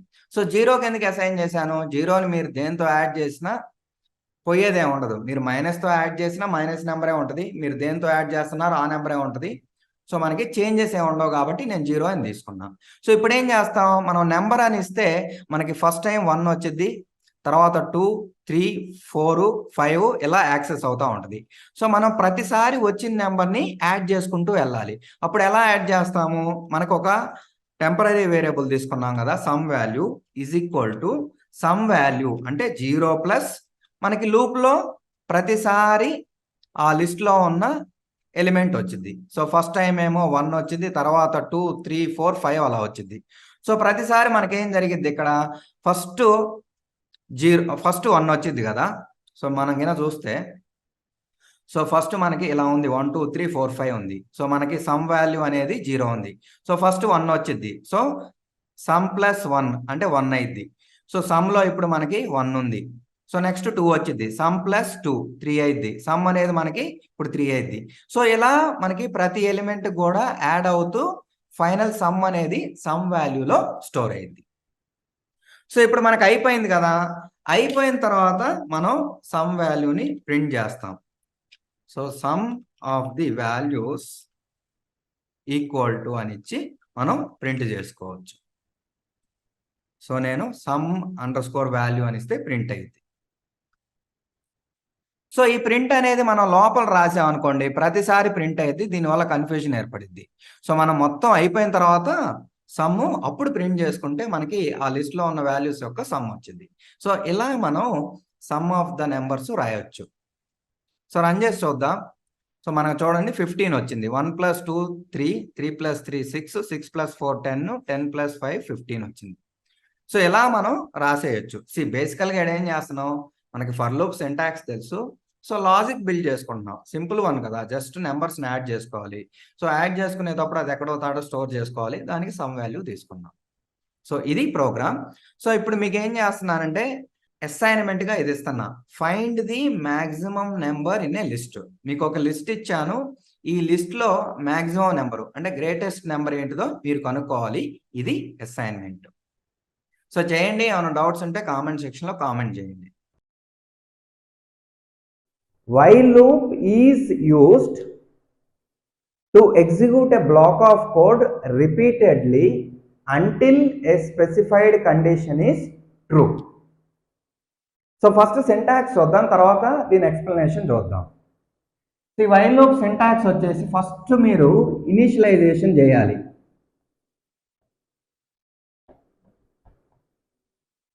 సో ఇది ఇంపార్టెంట్.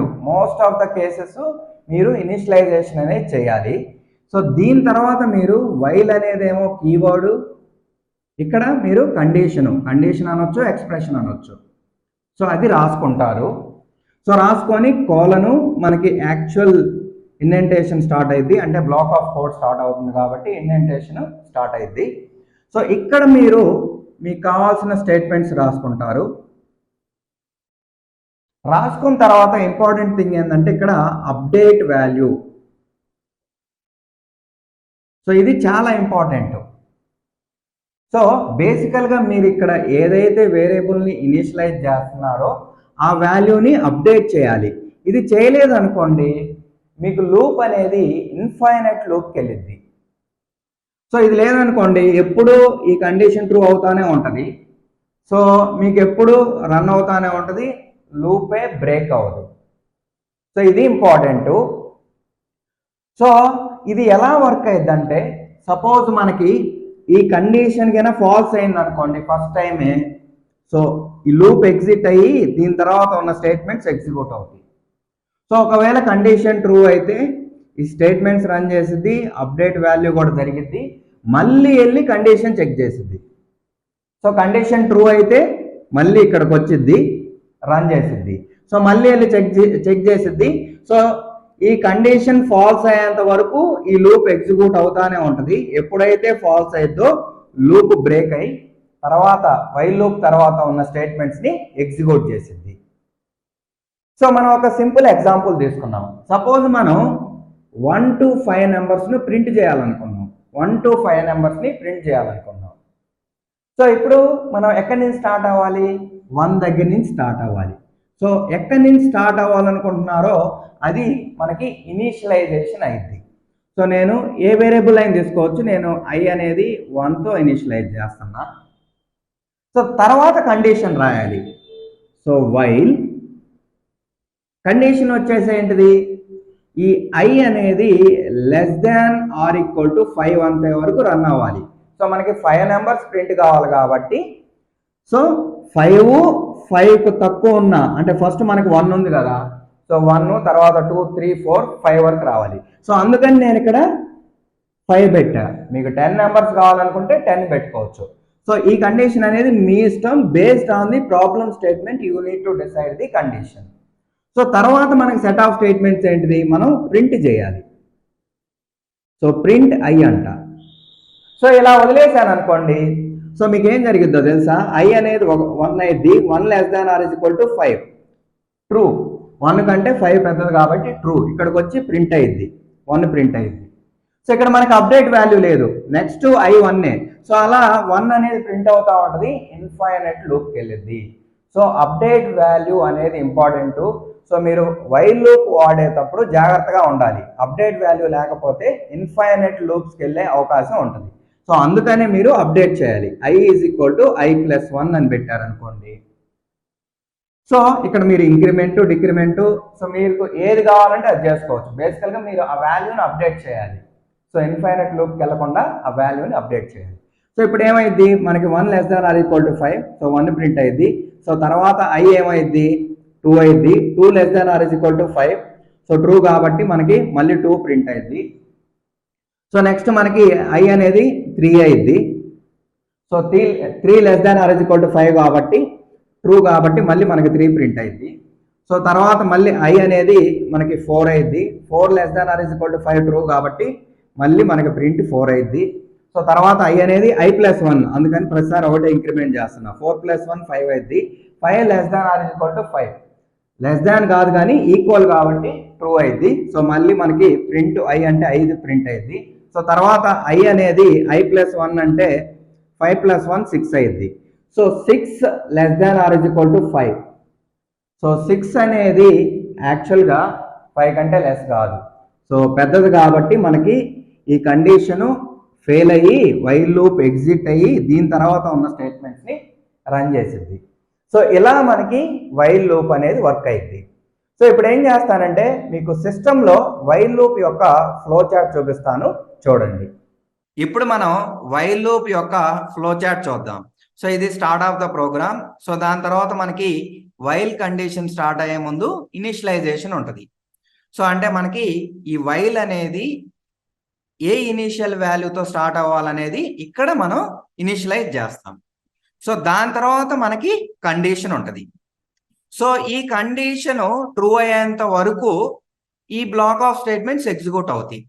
సో మనకి ఈ బ్లాక్ ఆఫ్ స్టేట్మెంట్స్ లోనే అప్డేట్ వాల్యూ కూడా ఉంటుంది.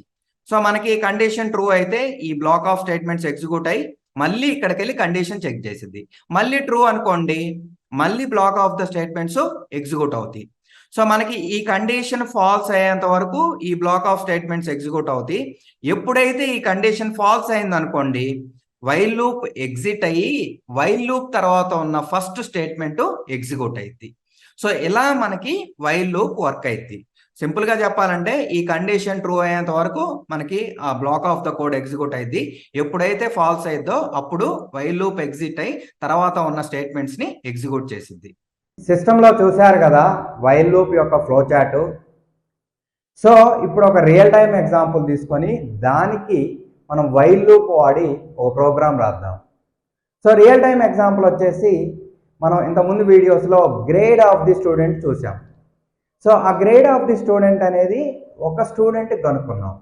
సపోజ్ ఇప్పుడు మన క్లాస్లో 10 కానీ 50 కానీ 100 స్టూడెంట్స్ ఉంటే వాళ్ళందరి గ్రేడ్ కనుక్కోవాలంటే సేమ్ ప్రాసెస్ని మనం రిపీట్ చేయాలి. సో ఇలాంటి కేసెస్లో మనకి వైల్ లూప్ అనేది బాగా ఉపయోగపడింది. సపోజ్ మనకి క్లాస్లో 10 స్టూడెంట్స్ ఉన్నా 50 ఉన్నా మనం సేమ్ ప్రాసెస్ని రిపీట్ చేస్తాం. సో ఇక్కడ ఏం చేస్తామంటే యూజర్ని ఇన్పుట్ అడుగుతాం. ఏమని అడుగుతాం, క్లాస్లో ఎంతమంది ఉన్నారో ఎంటర్ చేయమంటారు. సో వాళ్ళు 50 ఎంటర్ చేస్తే 50కి, 10 ఎంటర్ చేస్తే 10కి సేమ్ ప్రాసెస్ రిపీట్ చేస్తాం. సో ఇక్కడ మనం యాక్చువల్గా ఇనిషియలైజేషన్ ఉంది కదా, సో దాన్నే మనం ఇనిషియల్ వాల్యూ అంటాం. సో మనం ఒక వేరియబుల్ తీసుకొని 1తో స్టార్ట్ చేసుకోవచ్చు. సో 0తో అయినా స్టార్ట్ చేసుకోవచ్చు, 1తో అయినా స్టార్ట్ చేసుకోవచ్చు. సో మీరు స్టార్ట్ చేసే వాల్యూని బట్టి కండిషన్ ఉంటుంది. సపోజ్ 1తో స్టార్ట్ చేస్తే మీరు <= 50 అనేవాలి. 0తో స్టార్ట్ చేశారనుకోండి ఈక్వల్ టు పని ఉండదు.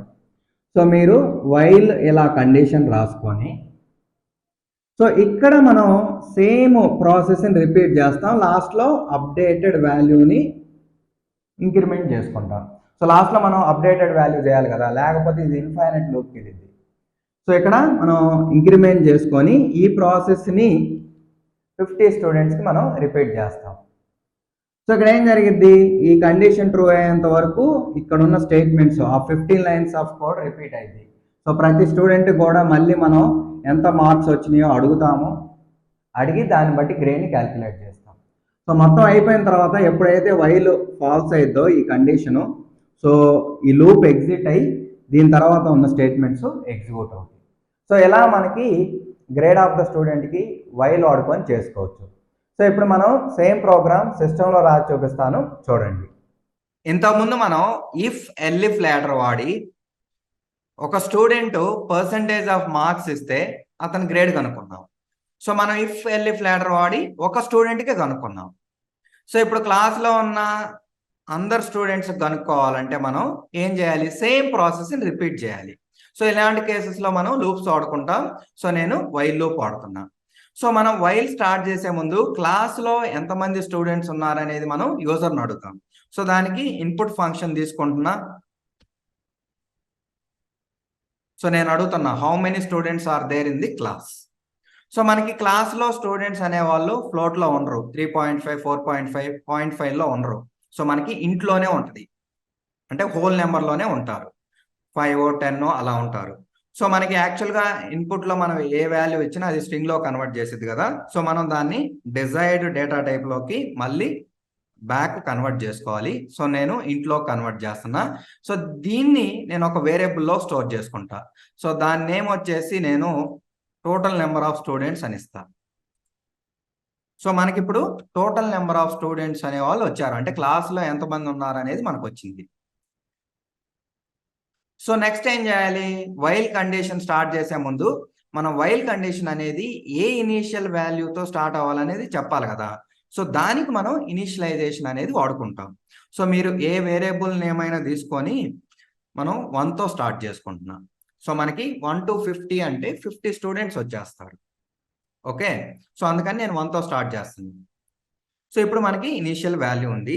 సో మనం కండిషన్ రాసుకోవాలి. వైల్ అనేదేమో కీవర్డ్, కండిషన్ వచ్చేసి ఐ అనేది ఇనీషియల్ వాల్యూ, అంటే ఆల్వేస్ ఫస్ట్ అయితే 1 ఉంటుంది, తర్వాత ఇంక్రీజ్ అవుతూ ఉంటుంది. సో మనం ఫస్ట్ స్టార్టింగ్ ఇనీషియల్ వాల్యూతో స్టార్ట్ అయ్యి ఇది less than or equal to total number of students.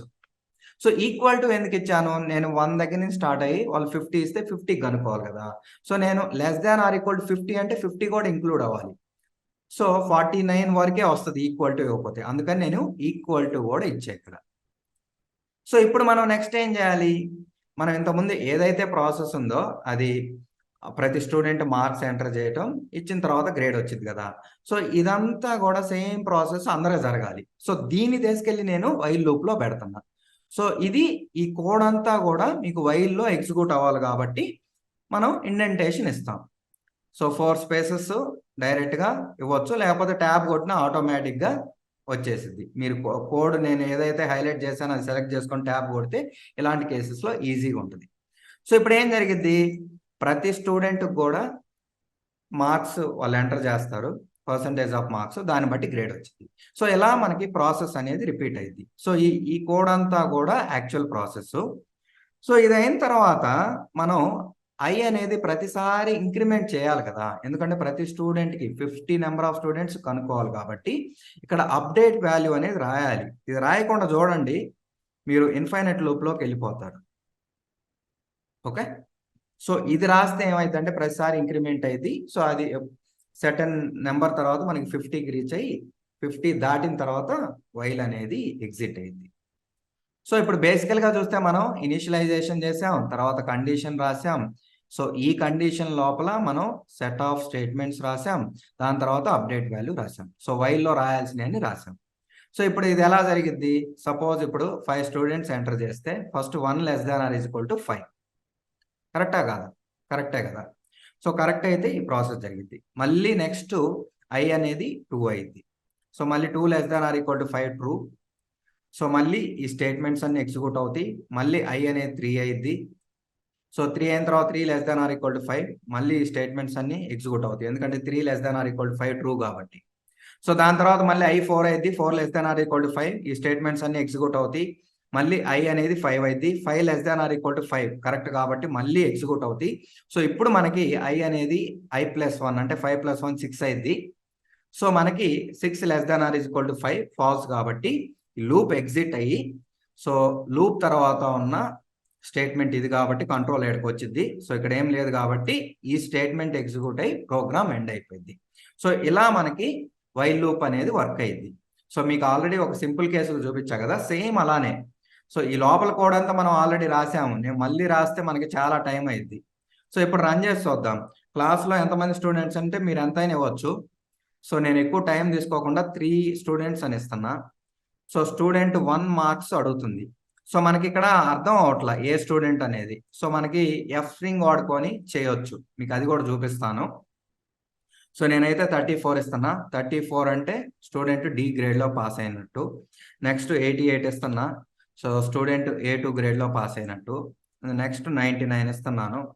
Student A1 గ్రేడ్లో pass అయినట్టు. సో మీరు ఇచ్చిన మార్కుని బట్టి గ్రేడ్ వచ్చింది. సో మీకు ఇక్కడ యాక్చువల్గా చూస్తే ఏ స్టూడెంట్ అనేది అర్థం కాలేదు కదా. సో దానికోసం మనం ఇంతకుముందు క్లాస్లో ఎఫ్ స్ట్రింగ్ రాసాం కదా. సో ఎలా రాయొచ్చు అంటే ఎఫ్ పెట్టుకొని సో మనకి ఐ అనే దాంట్లో మనకి నెంబర్ వస్తుంది కదా. సో అది మనం ఇక్కడ సబ్స్టిట్యూట్ చేసుకోవచ్చు కర్లీ బ్రేసెస్లో. ఎనీవే దీని తర్వాత మీకు ఎక్స్ప్లెయిన్ చేస్తాను. ఇలా రాయొచ్చు. సో దీన్ని మీరు అన్ని స్టేట్మెంట్స్కి పెట్టుకోండి. నేను క్విక్గా పెట్టేస్తాను.